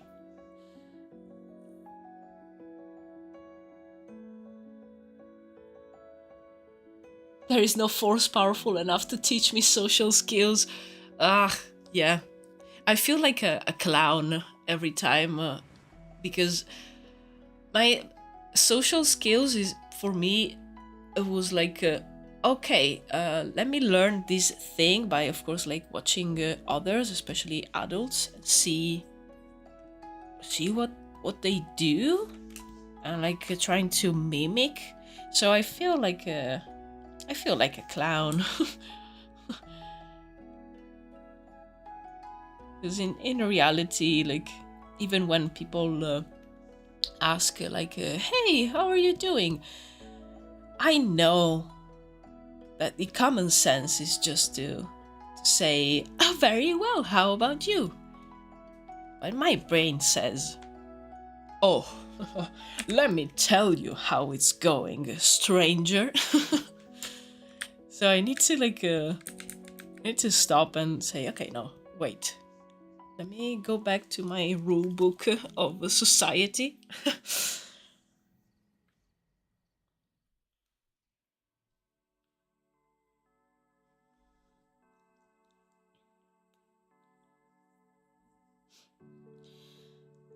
Well, actually, I just realized the school crushes creativity by applying order following and strictly no rule breaking. It also teaches you to follow one thing instead of making your own solutions to the problem. Exactly. Yeah. Exactly like that. They just tell you, like, oh, the teacher of or the professor is the authority, and you need to do whatever they tell you to do. And if you ask why, you are a problematic student. If you contest something that is clearly not logical in any way, you're a problem.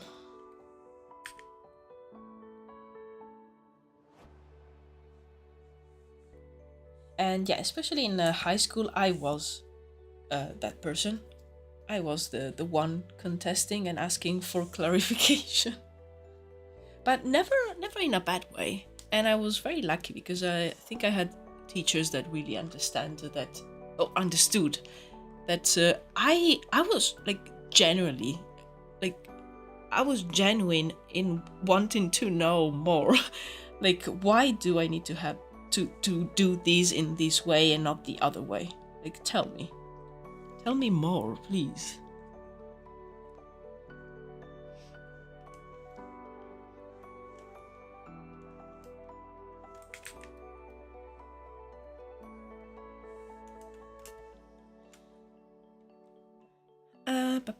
Okay, so we have these details. I will need a layer with some grass on top of the trees as well. And I need some shadows as well.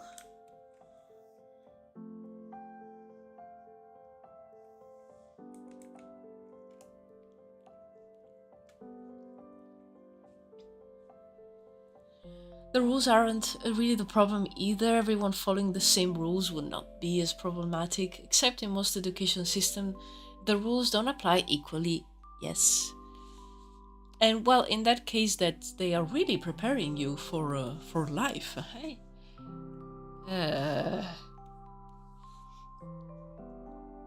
Also, if you stay quiet, you're also a problem. Yeah. And then if you're too loud, you're also a problem. Ah. Should I speak? Should I not speak? Should I... What should I do?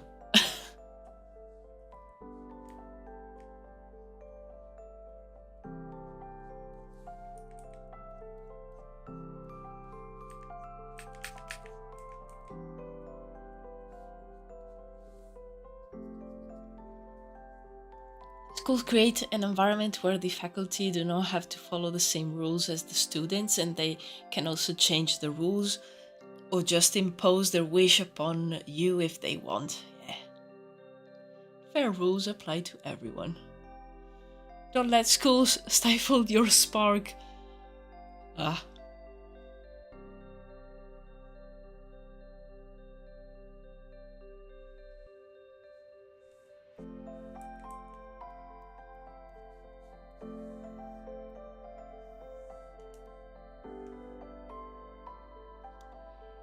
Exactly, Hungry. Don't let schools ever teach you respect towards figures of authority without question. That is one of my biggest issues. Like, we are all equal. I don't care who you are or who you say you are.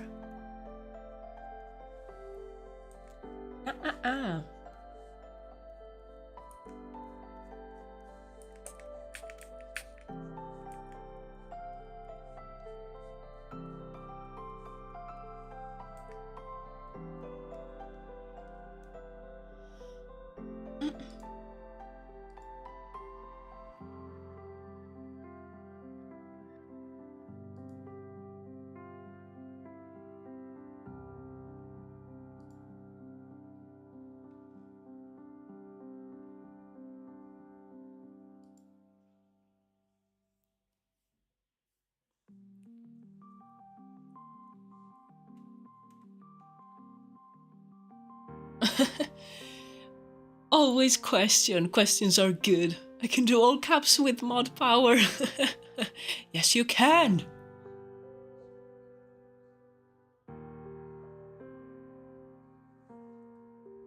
Oh, what did I... Oh no. Ah! I pressed something that I shouldn't have pressed. Okay. You're good. Ah. Ah. Sorry. I'm struggling over here. Okay.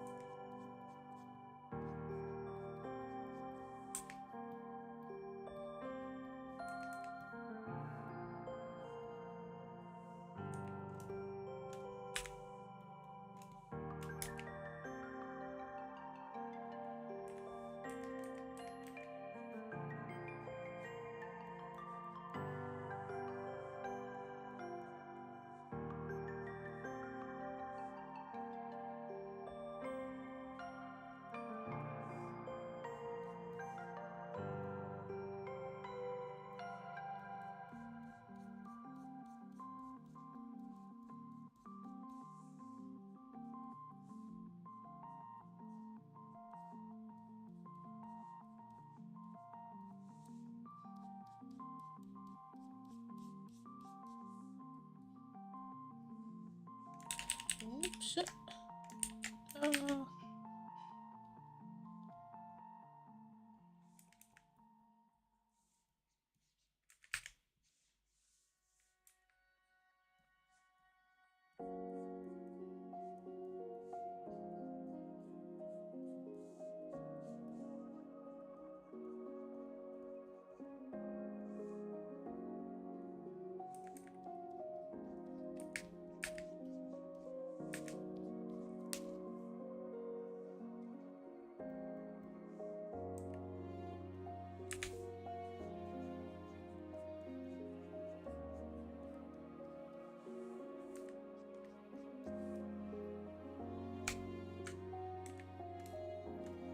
Okay. Nice.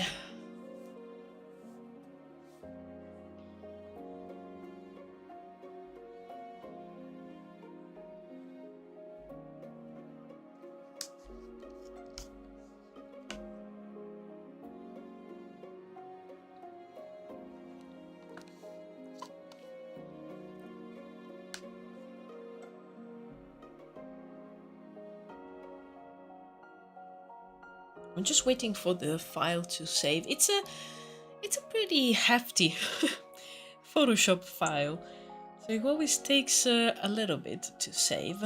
And as soon as I have confirmation that it's saved, I am going to take my break. And as I said, I need to see if the ad works during the break. So I'm gonna open YouTube with another account.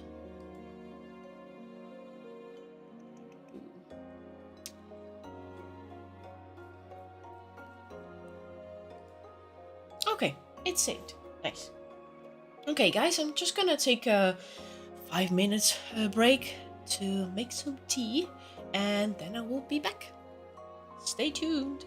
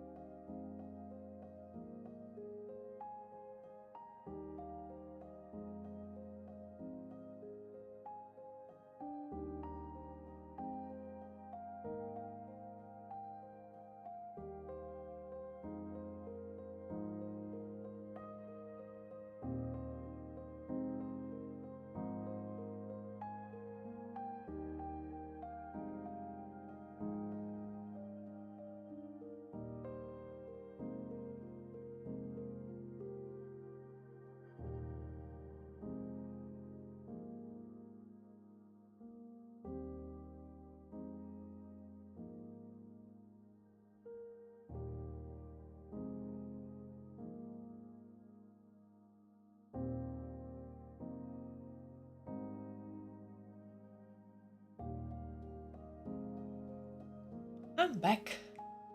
I have my tea. I'm sleepy. I don't think the ads worked. I was like, there's literally like a thing here to click. And I was checking that out. And I clicked it like 4 times. It didn't show me the ads. Oh well, I will figure it out. Did you guys see any ads? It worked. I don't know. Maybe that's for Twitch only. No, I'm talking about YouTube because I'm monetized on YouTube. I have a Twitch, and Twitch is much better in this regard. I have the the automatic ads. I can snooze them. Um, I can put an ad in whatever moment I want. But yeah, I'm talking about the actual like button here in the YouTube studio, the control room as they call it for the live stream. I was pressing it, but I don't know. Maybe it's angry that I removed the automatic ads, but I didn't want the the stream to just have random ads. Maybe next live stream I will try and put the automatic ads, because I know it's ad slots. It's not like guaranteed ads. It's more like slots where YouTube thinks that the ad would work. And it's not like the same for everyone. That's another thing that I don't really like. At least on Twitch is the same for everyone. Oh well, it's fine. If if this doesn't work, I will just leave it as manual, and if it doesn't work, doesn't work. We tried our best to see them though. Thank you guys. I really appreciate it. No, I don't think they worked at all. I will look into it in the next few days, but it's fine. You could have a screen like the snack time, but it says, "Oh no, ads are running. Hold." Yeah, I think I can do that. The only problem is that basically YouTube has either automatic ads that I won't be able to know when it shows them, because it will show them to different people in different moments. I think it has a setting also to put ads every 30 minutes, which it's kind of a lot, but maybe I can try that. And as you said on that one, I think I can put the screen like, oh crap, ads, hold. And then it has this manual mode in which I can manually let an ad run, but apparently doesn't work. It tells me like, oh yeah, it's working, but I couldn't see an ad either, so I don't know.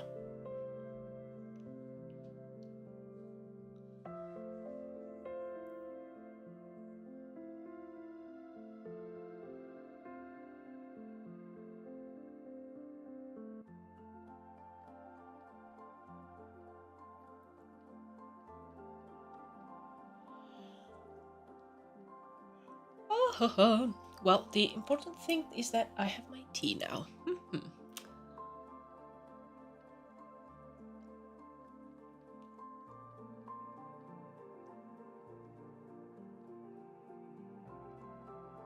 Twitch, I'll put ads everywhere. See how you can squeeze your content in the little time slot around it. YouTube, what are ads? What is money? We don't know. Yeah, like you're watching a video. Maybe it's just like a 10-minute video. Let me show you 45 minutes of ads. But live stream is just like, huh? What is this magic? They are still very new to live streaming on YouTube, so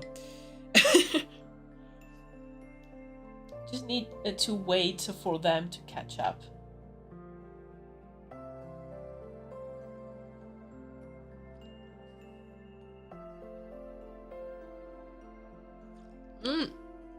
Yeah, YouTube on the TV has the most ads ever. You are so right, and on the TV they are so long. They are always like 1 minute long, or sometimes they're not even skippable. I have a random request, but can you like put a hidden banana in the trees? What? Literally up to 60 seconds of unskippable ads every time. I watch a lot of YouTube on the TV, because usually when I'm here at the computer, I'm working, so I have some music on, and I don't really watch videos. I have YouTube with music.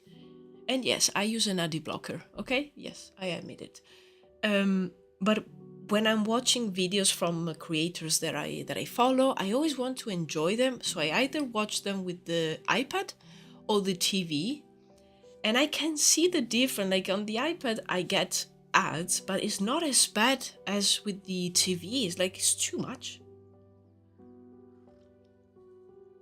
The only time in my life I want to watch a YouTube ad and I don't see it. Damn it. It's fine, it's fine.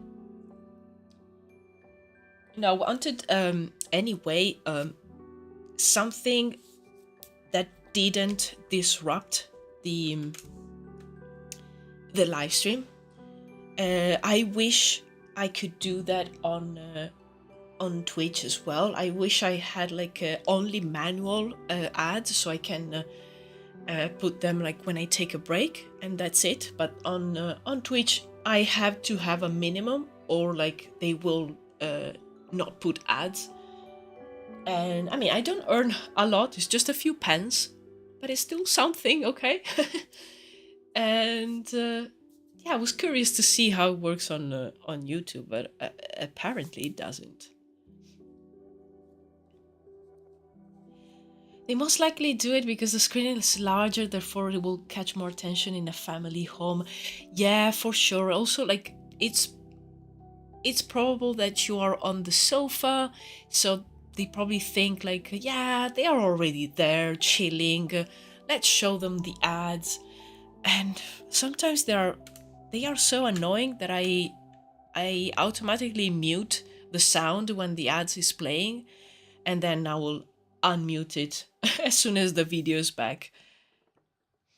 I really don't like ads. I mean, it's a great way, for creators to earn something, but I also understand the creators that remove the ads from their videos and maybe just they rely on donations and things like that, maybe like some sponsorships. It's really annoying. And I can tell YouTube if I don't want certain types of ads to show in my videos. So if there's some topics that I don't want them to show, but it's not guaranteed. So it's like, okay, so what's the point?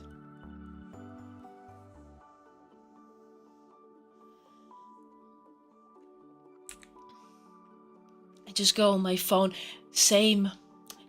If I'm chilling in front of the TV, watching some videos, and one of those like super long ads starts, I usually, like as I said, mute and maybe grab my phone.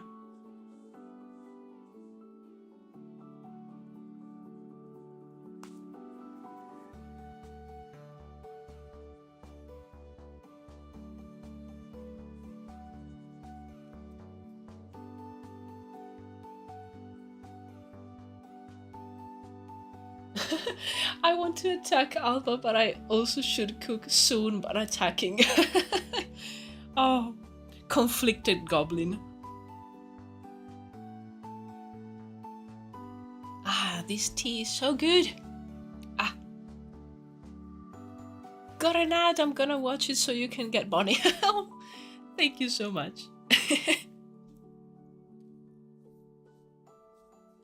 Ah, they're random ads.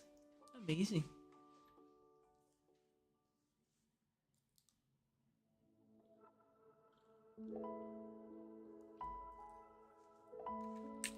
Okay. What am I doing? I took a small break and I'm like, who am I? What am I trying to do? Like, I've lost the plot. Okay. What is this? Okay, it's an empty layer. Do I have... Wait, no. Okay.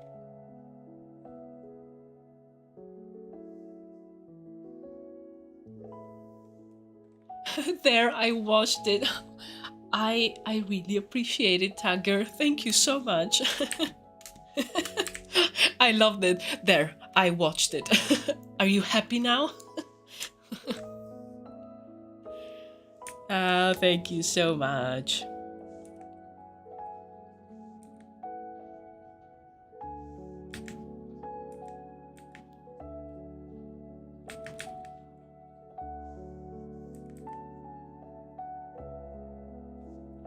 You know, your request about like a hidden banana, like these are, of course, they're not the right trees, so it wouldn't make sense, but it made me think about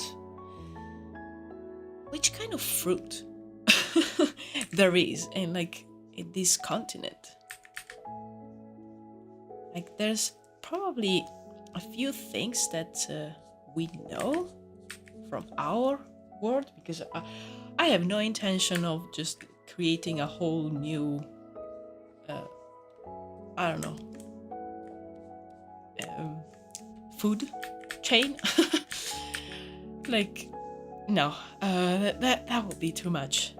But yeah, I was wondering, like, are there bananas? And I know that like the bananas that we have now are, what are they? They are clones. Like genetically, they are clones of one specific banana. So I don't know if that will work here. I think they will probably have a collection of a fruit that we know, plus a few other strange things, maybe like from the magical plants that I designed some time ago.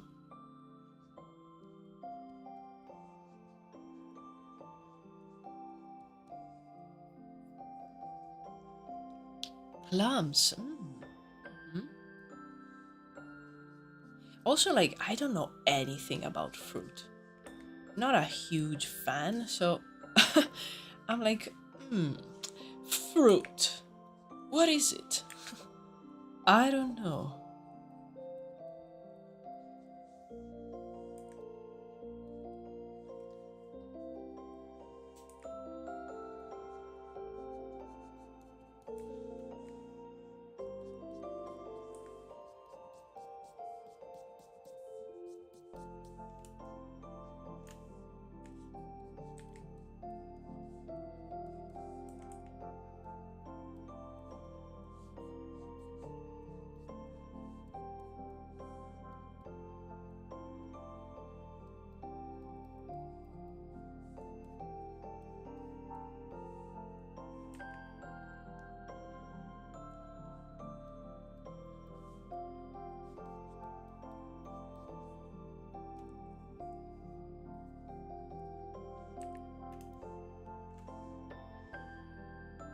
I shall cook and perish. Enjoy the stream. Thank you so much, Goblin, for stopping by. Enjoy your cooking, enjoy your eating, and your perishing as well. Have a good one. Have a good Friday, and see you at the next stream.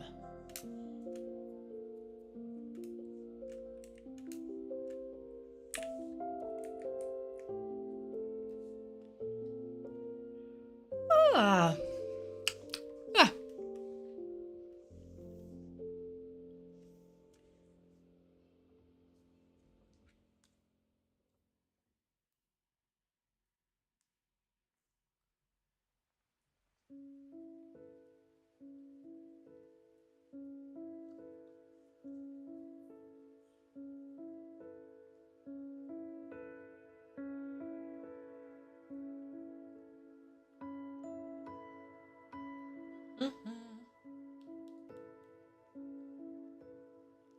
Sorry, I had like a sudden influx of notifications on my watch.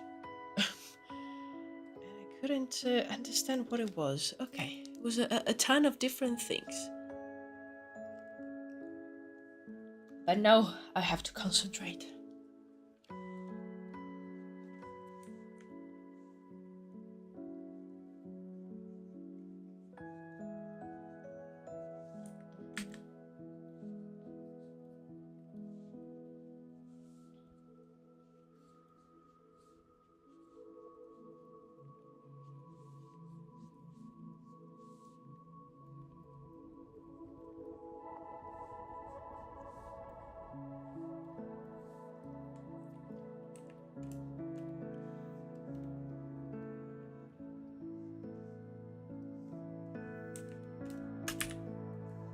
Okay,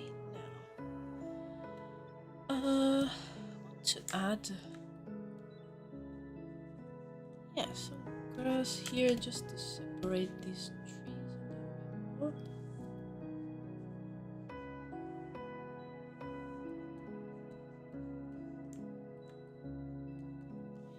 And definitely I need them here as well.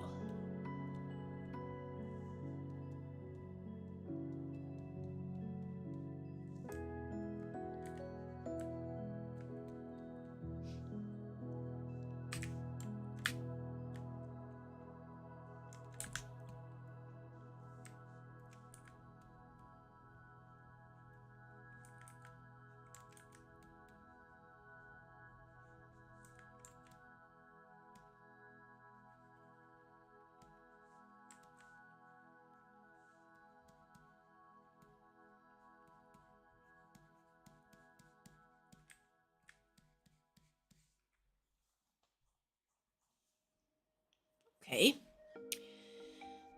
Okay, I think I'm happy with the trees. I have to still keep reminding me that I want this to be painterly, stylized.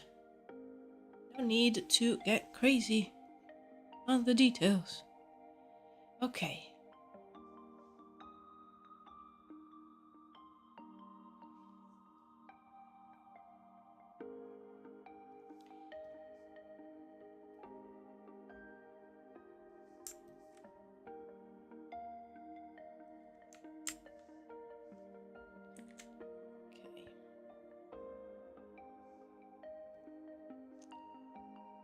Now I've merged the background. There you go. And I will also need it for this one. Okay.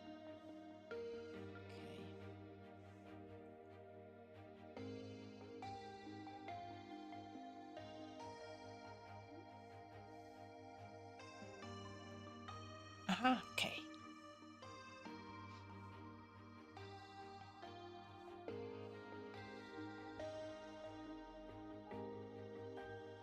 Okay, nice.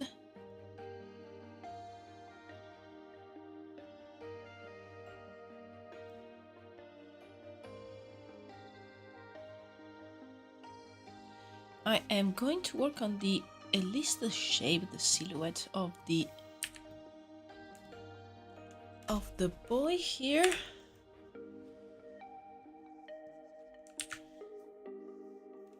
Let me see which is his main color. I think this purple will work.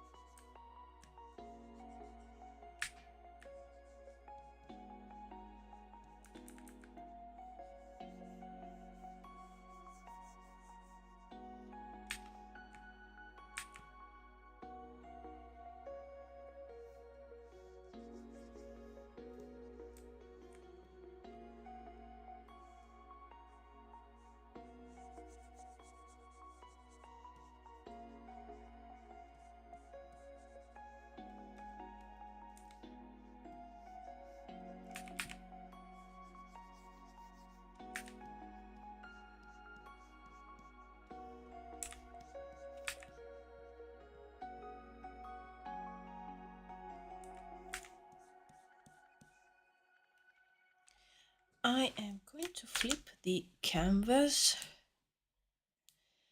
just to see it from a different perspective.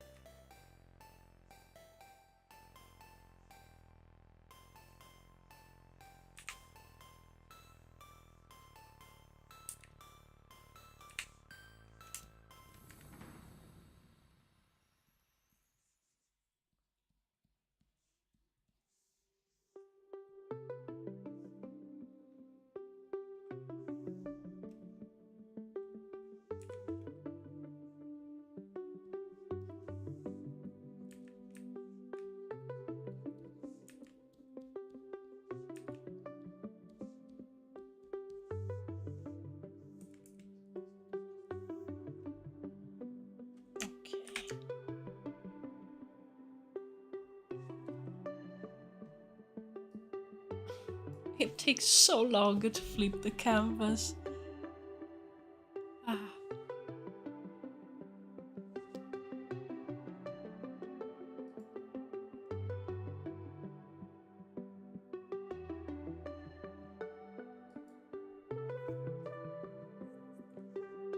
Okay.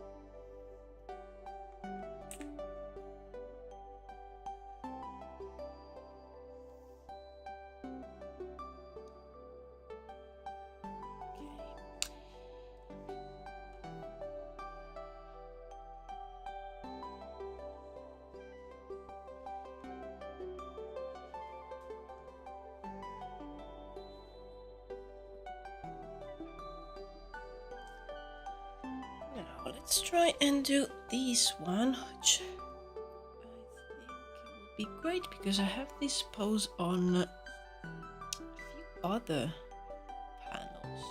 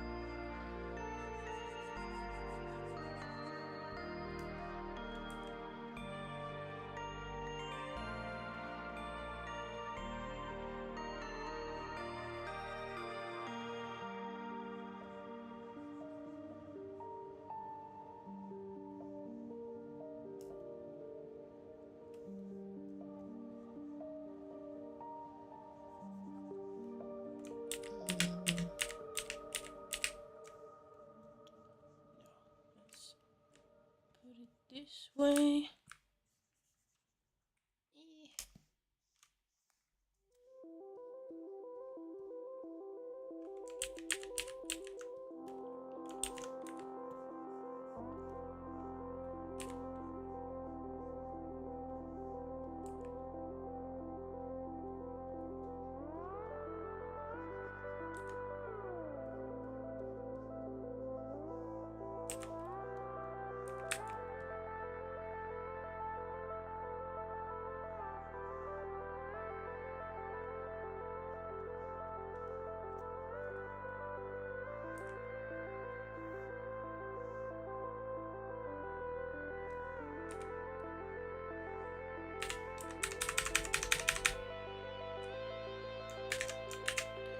Okay, I'm saving, and while it saves, I'll take another sip of my tea.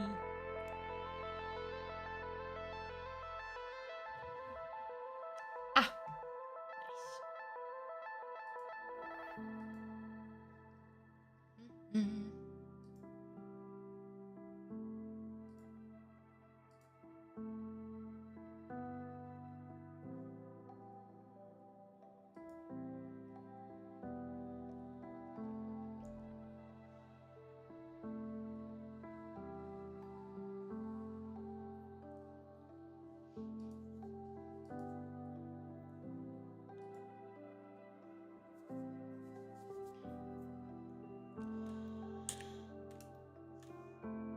Okay.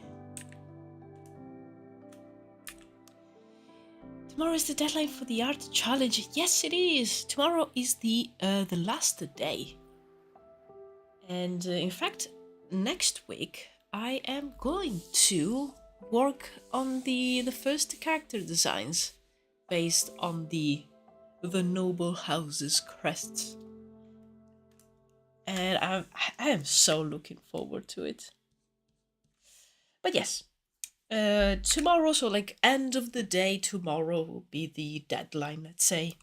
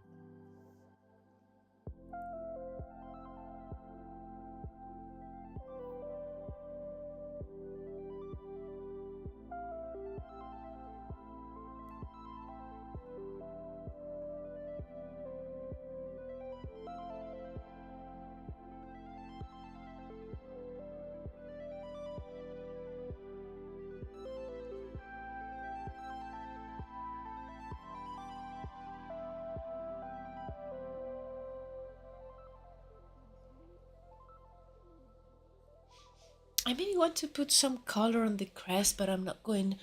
I'm not doing something special with the color. I think, yeah, whatever you feel like doing. I really want to use as much as possible from the design as inspiration for the characters. But of course, like in some cases, I might might like add a few more colors or, you know, different elements. And I mean, we will design it together in live. Don't think I should leave it as line art. As you wish, really. It's like an art challenge just for fun and to do a sort of like collaboration for Druides. So if you feel like what you want to add some colors, do it. If you prefer to leave it as it is, you are free to do whatever you please. Ah, big stretch. Ah. Ah. Ah. Nice.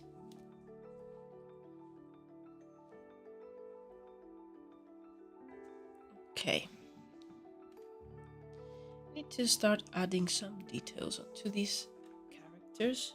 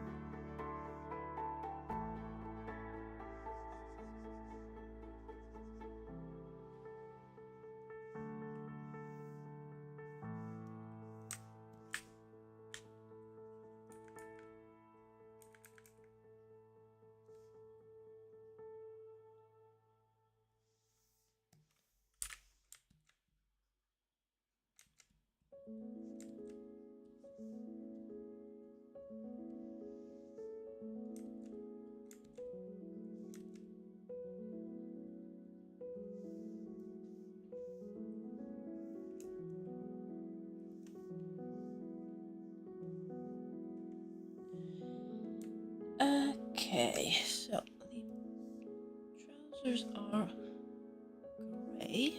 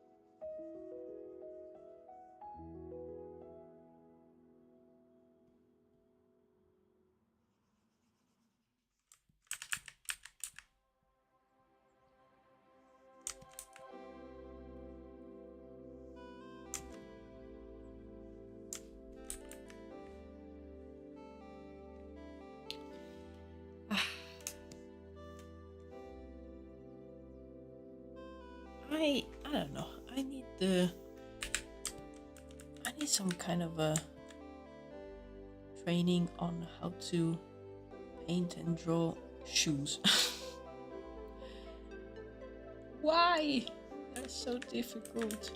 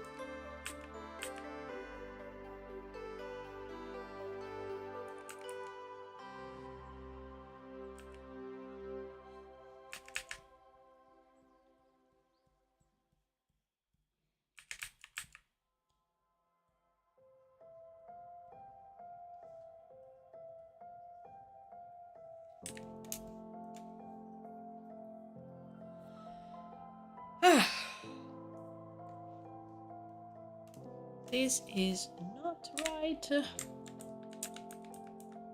should be a little bit bigger.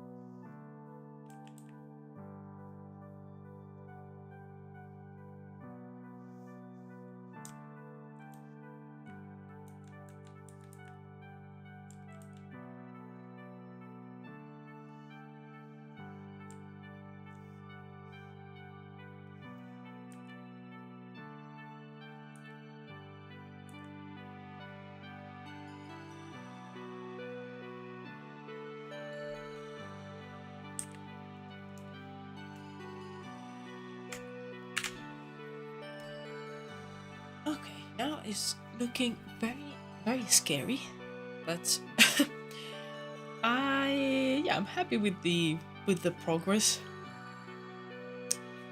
I think I am going to pause this for now and work on the other child, like the other pose for the other panel, because as I said, that one is I can use that one for at least 3 or 4 other panels, so that way tomorrow I can continue working on these ones and finally be able to start editing the new video.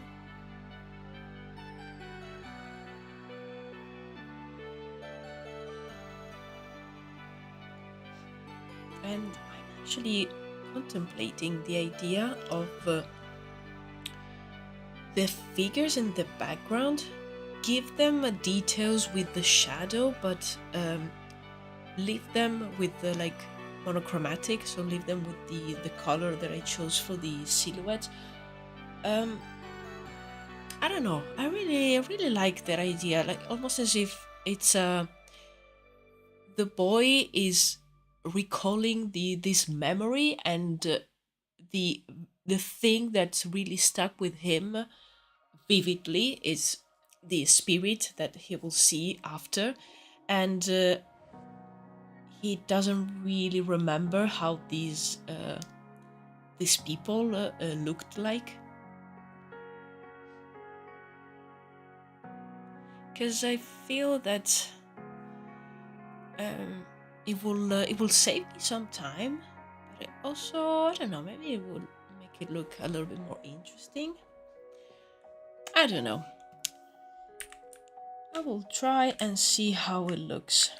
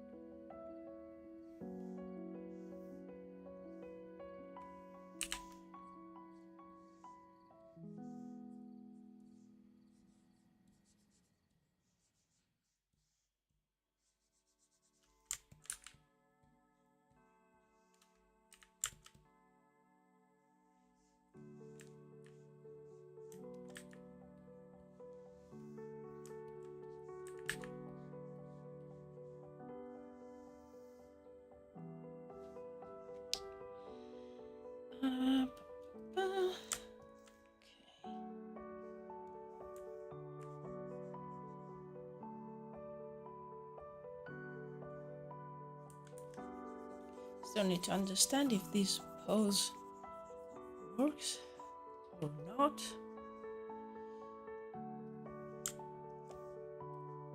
Now that I can add a little bit more detail on the trousers, I can figure out.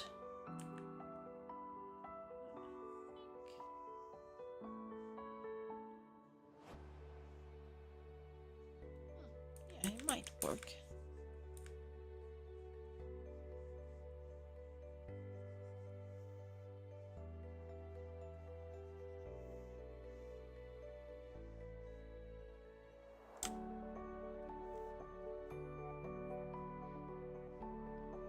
Oops.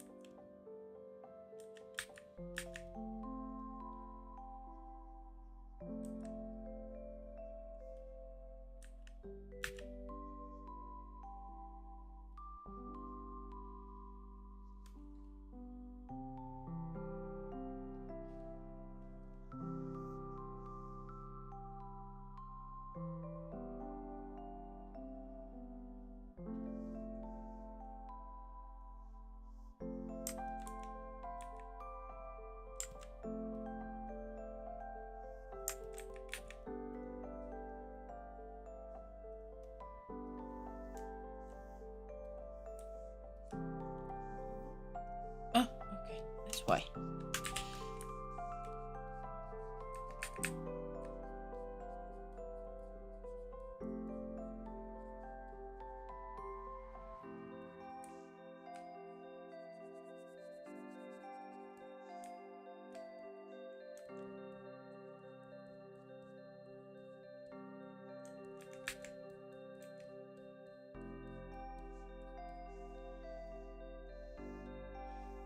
Okay.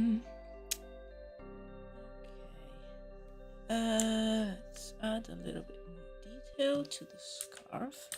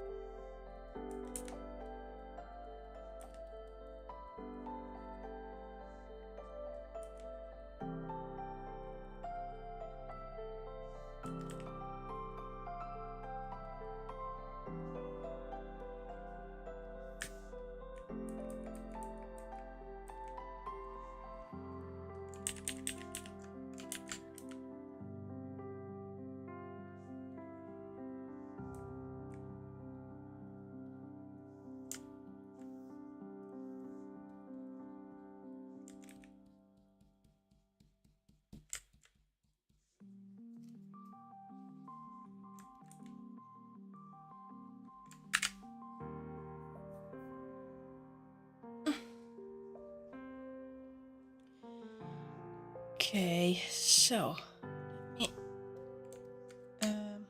duplicate this one so I can have it here. Nice. Then there was another one. this one. Oh yes, there's a few, and here with a slightly different pose of the arms. Nice, nice, nice. Okay. Okay, so here.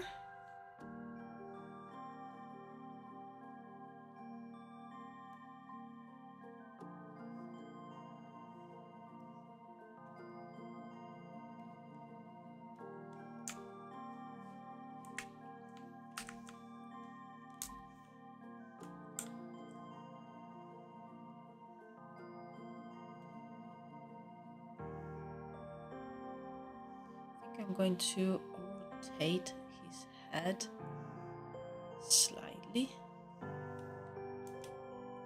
So I need to check the proportions. Yeah, okay. Yeah.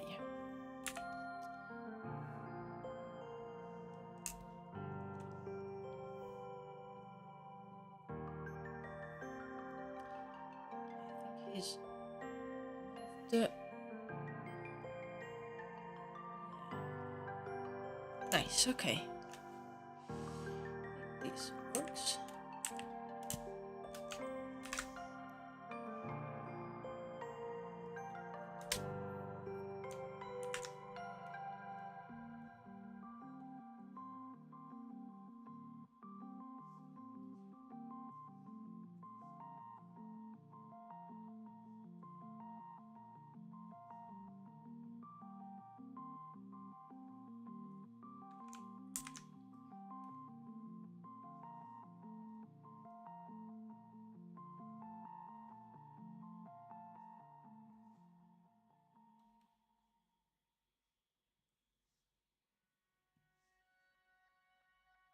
Okay.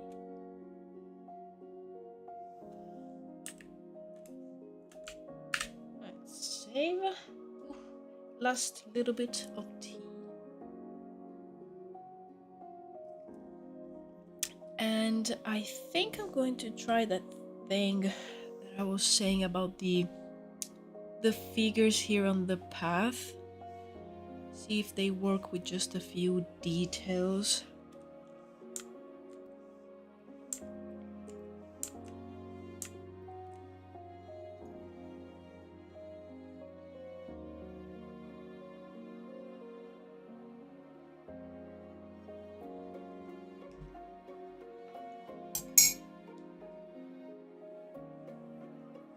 Mm.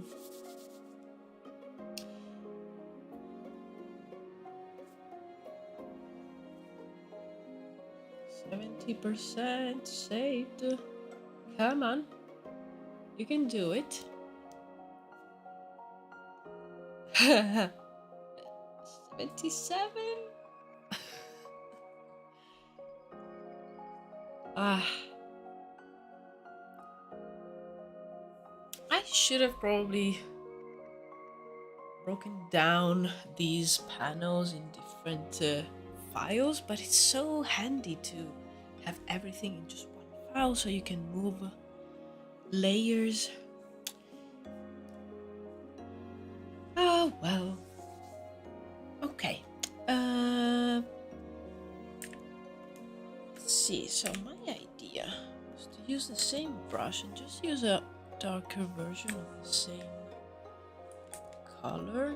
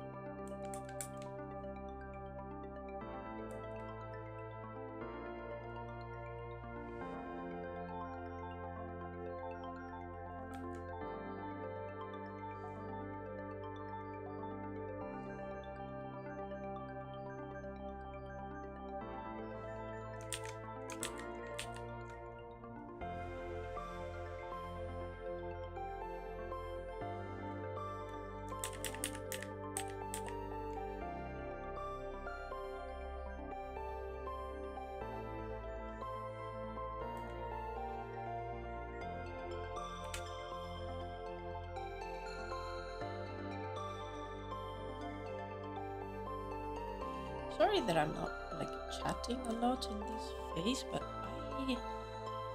I am concentrating very hard.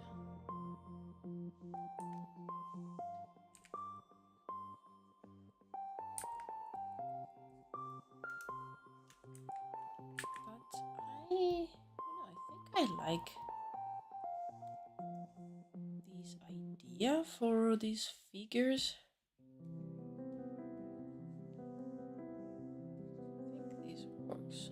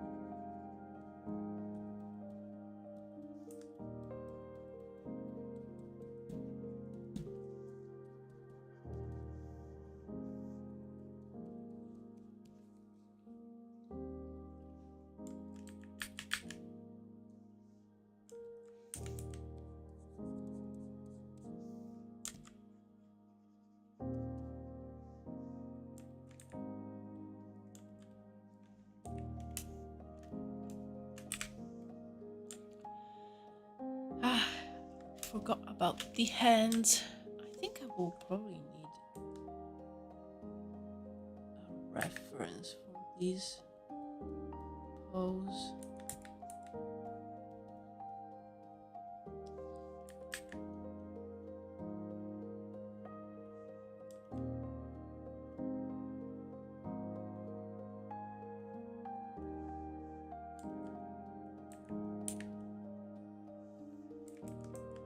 Gonna add some shadows anyway, and probably I'll come back to these.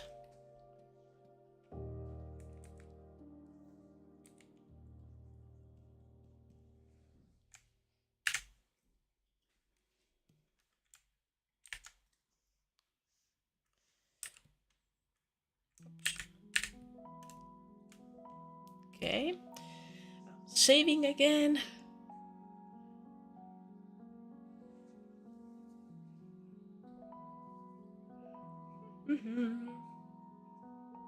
Well, I'm happy with the progress today because I have this panel that's basically done, and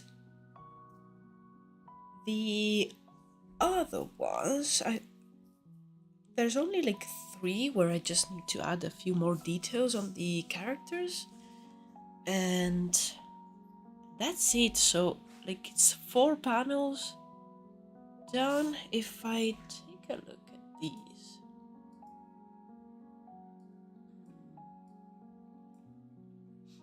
so I need to work on this one. I worked on these 3 today. I've added another one.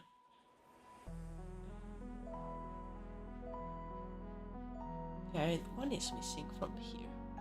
I have the character on this one. Also, the details on the background will work on this panel here, this one, and this one as well. Okay. That's the beauty of these kind of things where the camera is like staying in just a few places, so you can reuse parts of the illustration.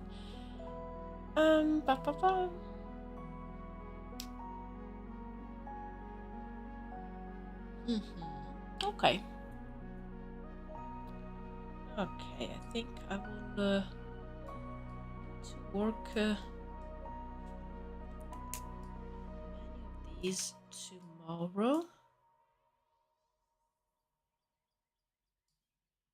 But if I'm able to record the voiceover for the video tomorrow, I can at least start on the editing and then continue as soon as I have the rest of the stuff that I need. Nice, nice.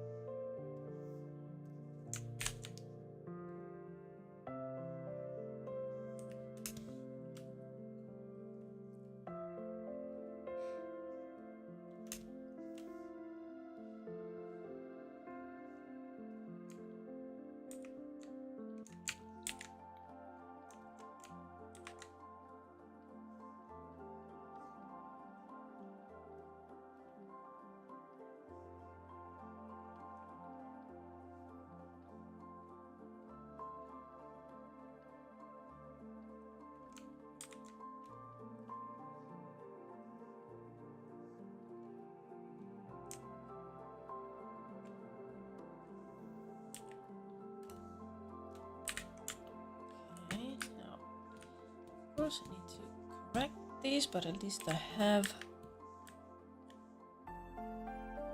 a bit of the details already done.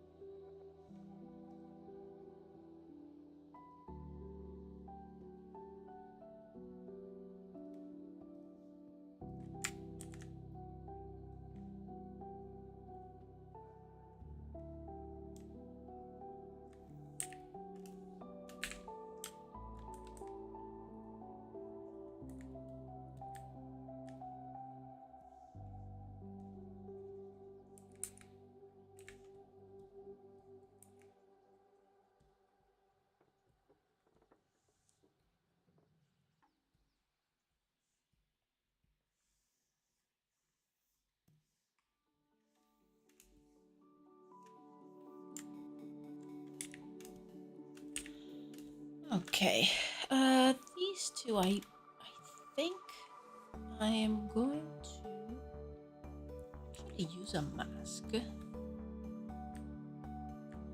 hide a part of their figure because I think it would make more sense for them to be like almost already in the thick of the bushes in the forest.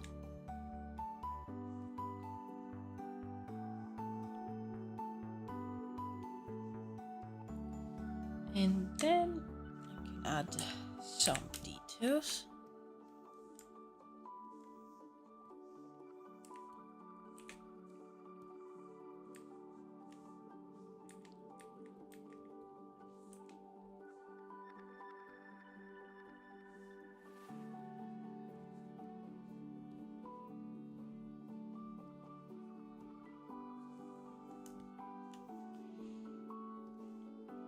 They are so small that I don't need to add too much.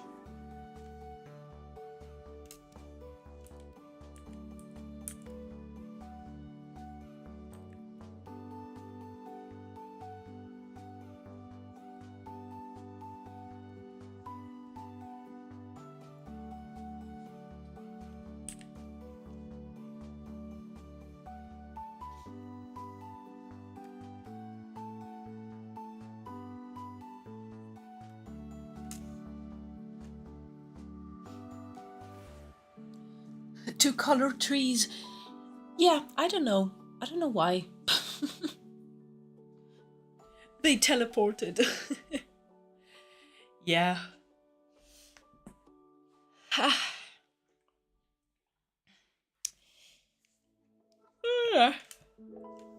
Yeah, we'll probably I might add a panel between the two. I don't know. I'm just trying not to like have to do too many.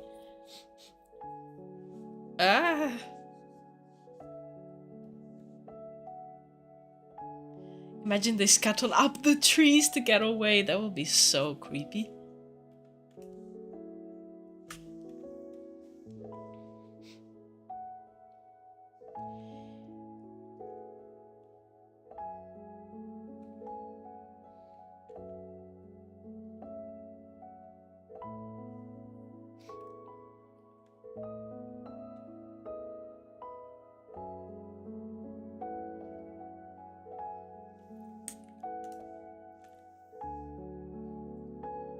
Okay.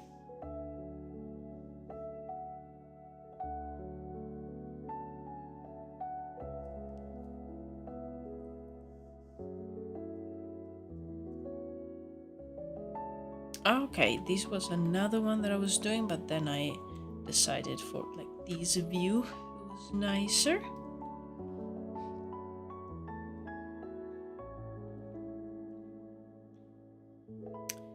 Just looking at the panels, trying to see if I want to add anything or remove something even.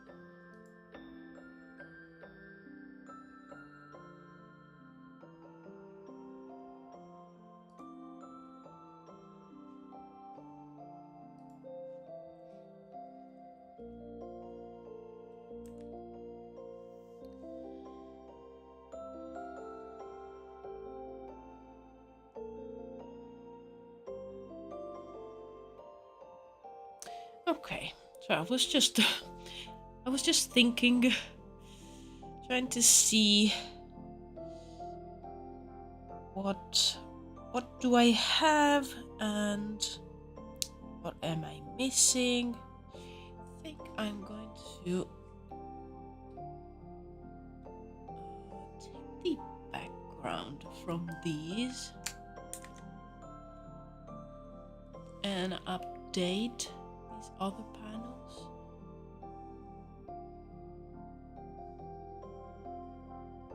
So, yes, this one. There's this one as well. Doop, doop, doop. So creepy and funny. Okay.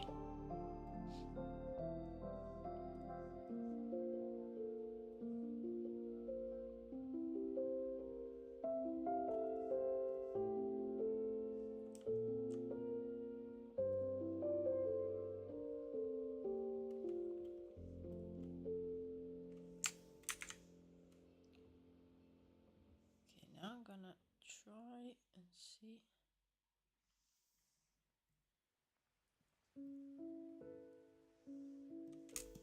If I am able to zoom.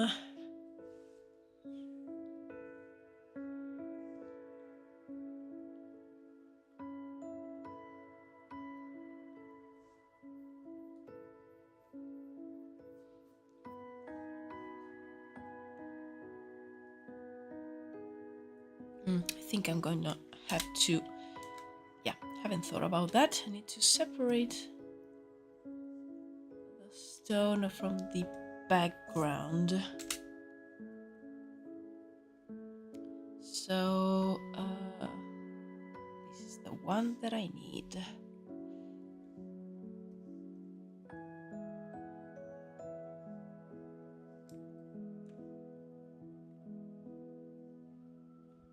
So I need this plus the rest of the background. Nice, okay.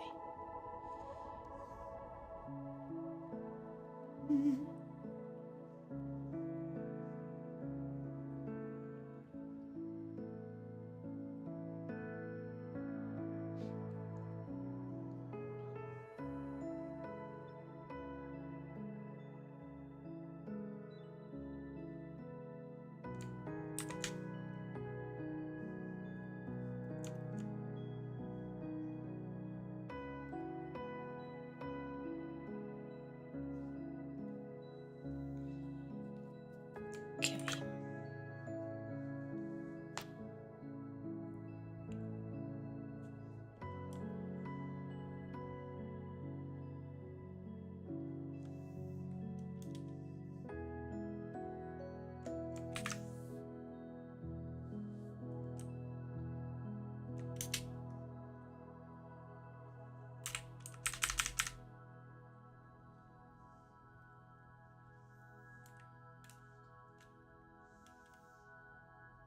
Okay, nice. I just need to add a little bit more details there.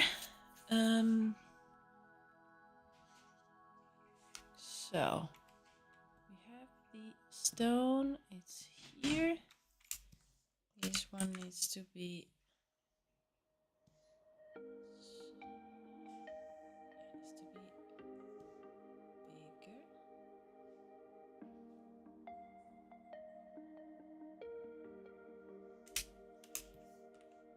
Nice.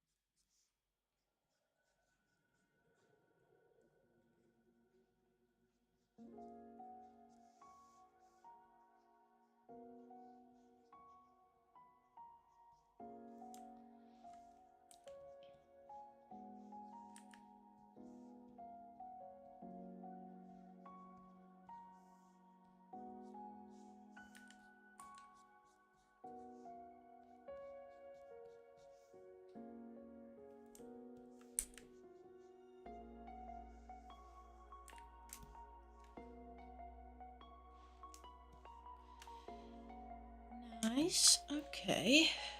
Let's move these here. Yes. Nice.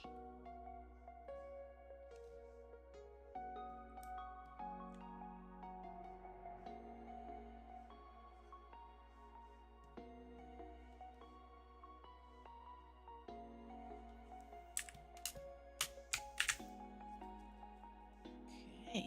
These are other two panels almost done. They just need the characters. So I can add this one.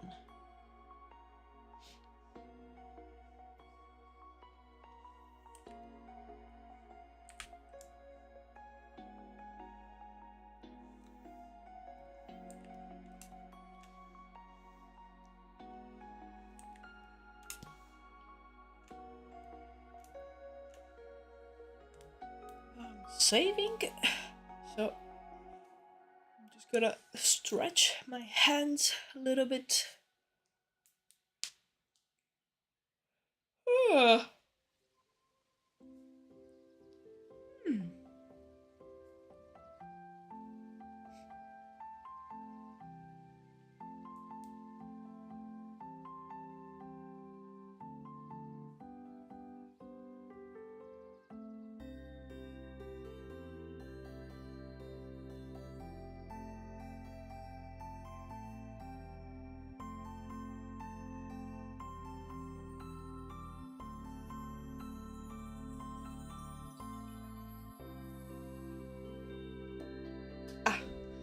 Go.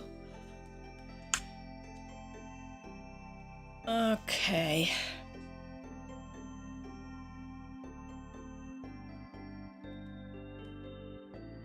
So I need to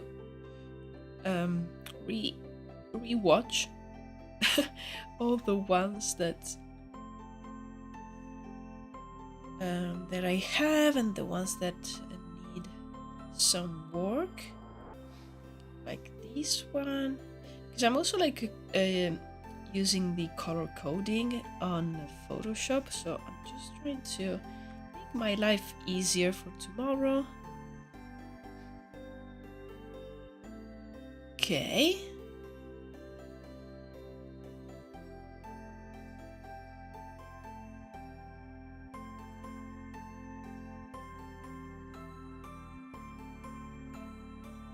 This one.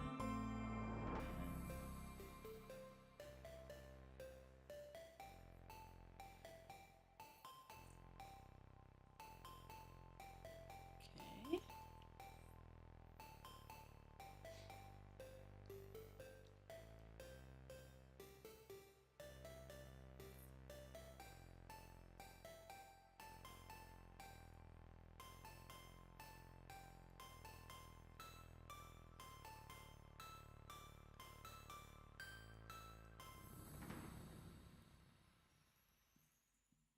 Oops.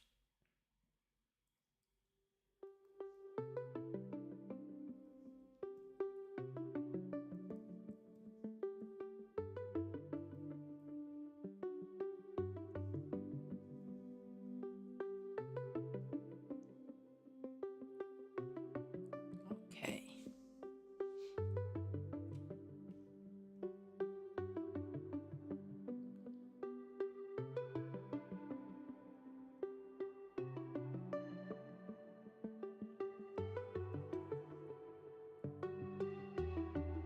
I want to I have 10 minutes left.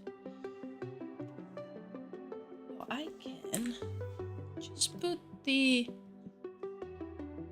base for one of these.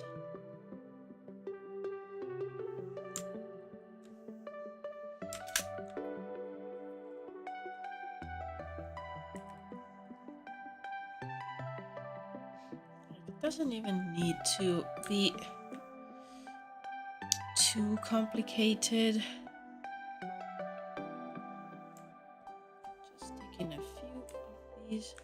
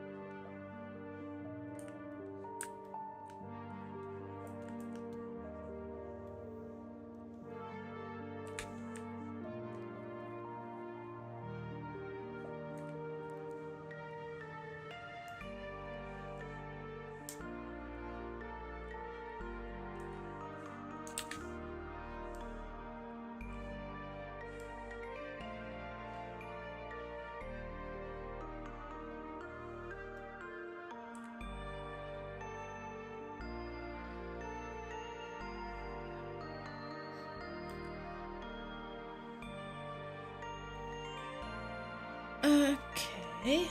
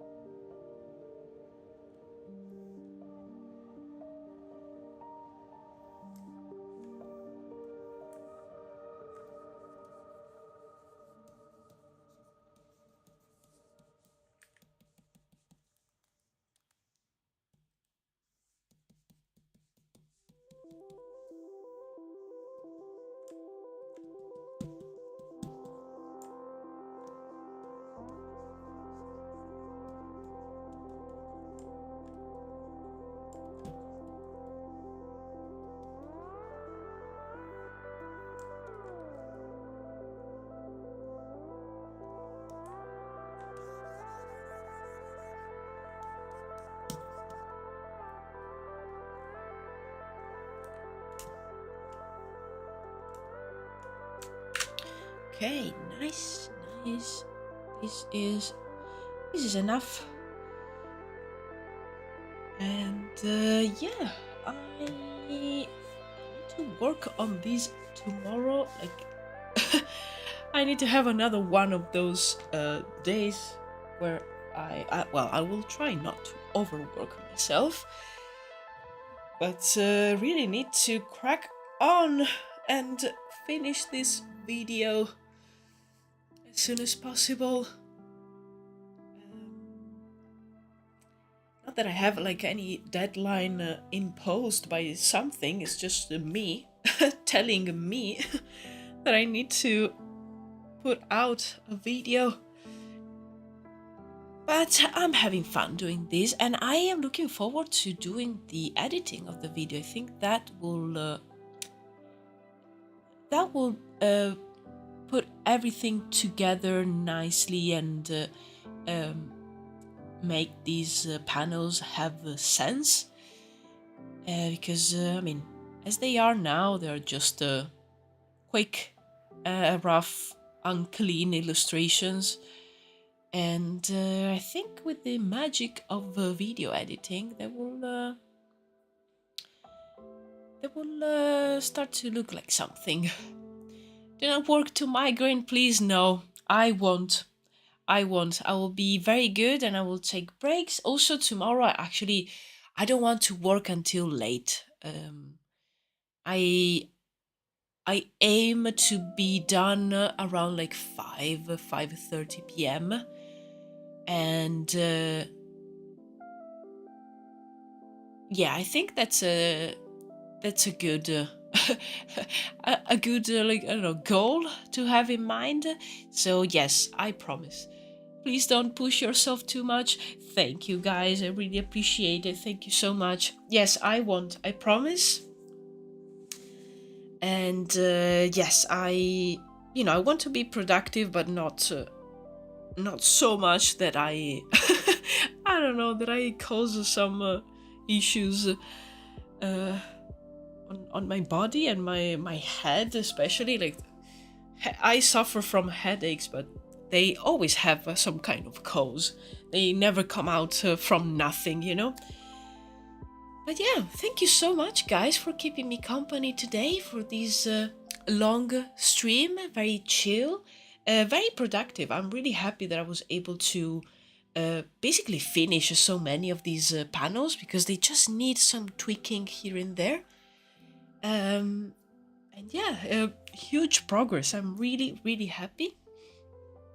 And I guess I will see you on Tuesday for my next live stream. And that is going to be a fun one because I am going to work on the characters based on the noble houses crests that you guys submitted for the art challenge on the Discord server. And after so many like prop design, environment design, I am so looking forward to do some good old character sketching. I cannot wait. I also got stuff done. Nice. Yay for us. Amazing. Okay, I think that was all. I hope you have a good rest of your day, evening, night. Have a good Friday and a good weekend. Oh, it's Easter. Oh, yeah. I don't know. It's a normal day for me. I don't know. every year I'm like, oh, Easter, right. Anyway. I'm so hyped to see what the character the Lewins will have. I am so excited, guys. Like I can't wait, literally. Like Thank you so much, guys. Goodbye. Have a good one. Goodbye.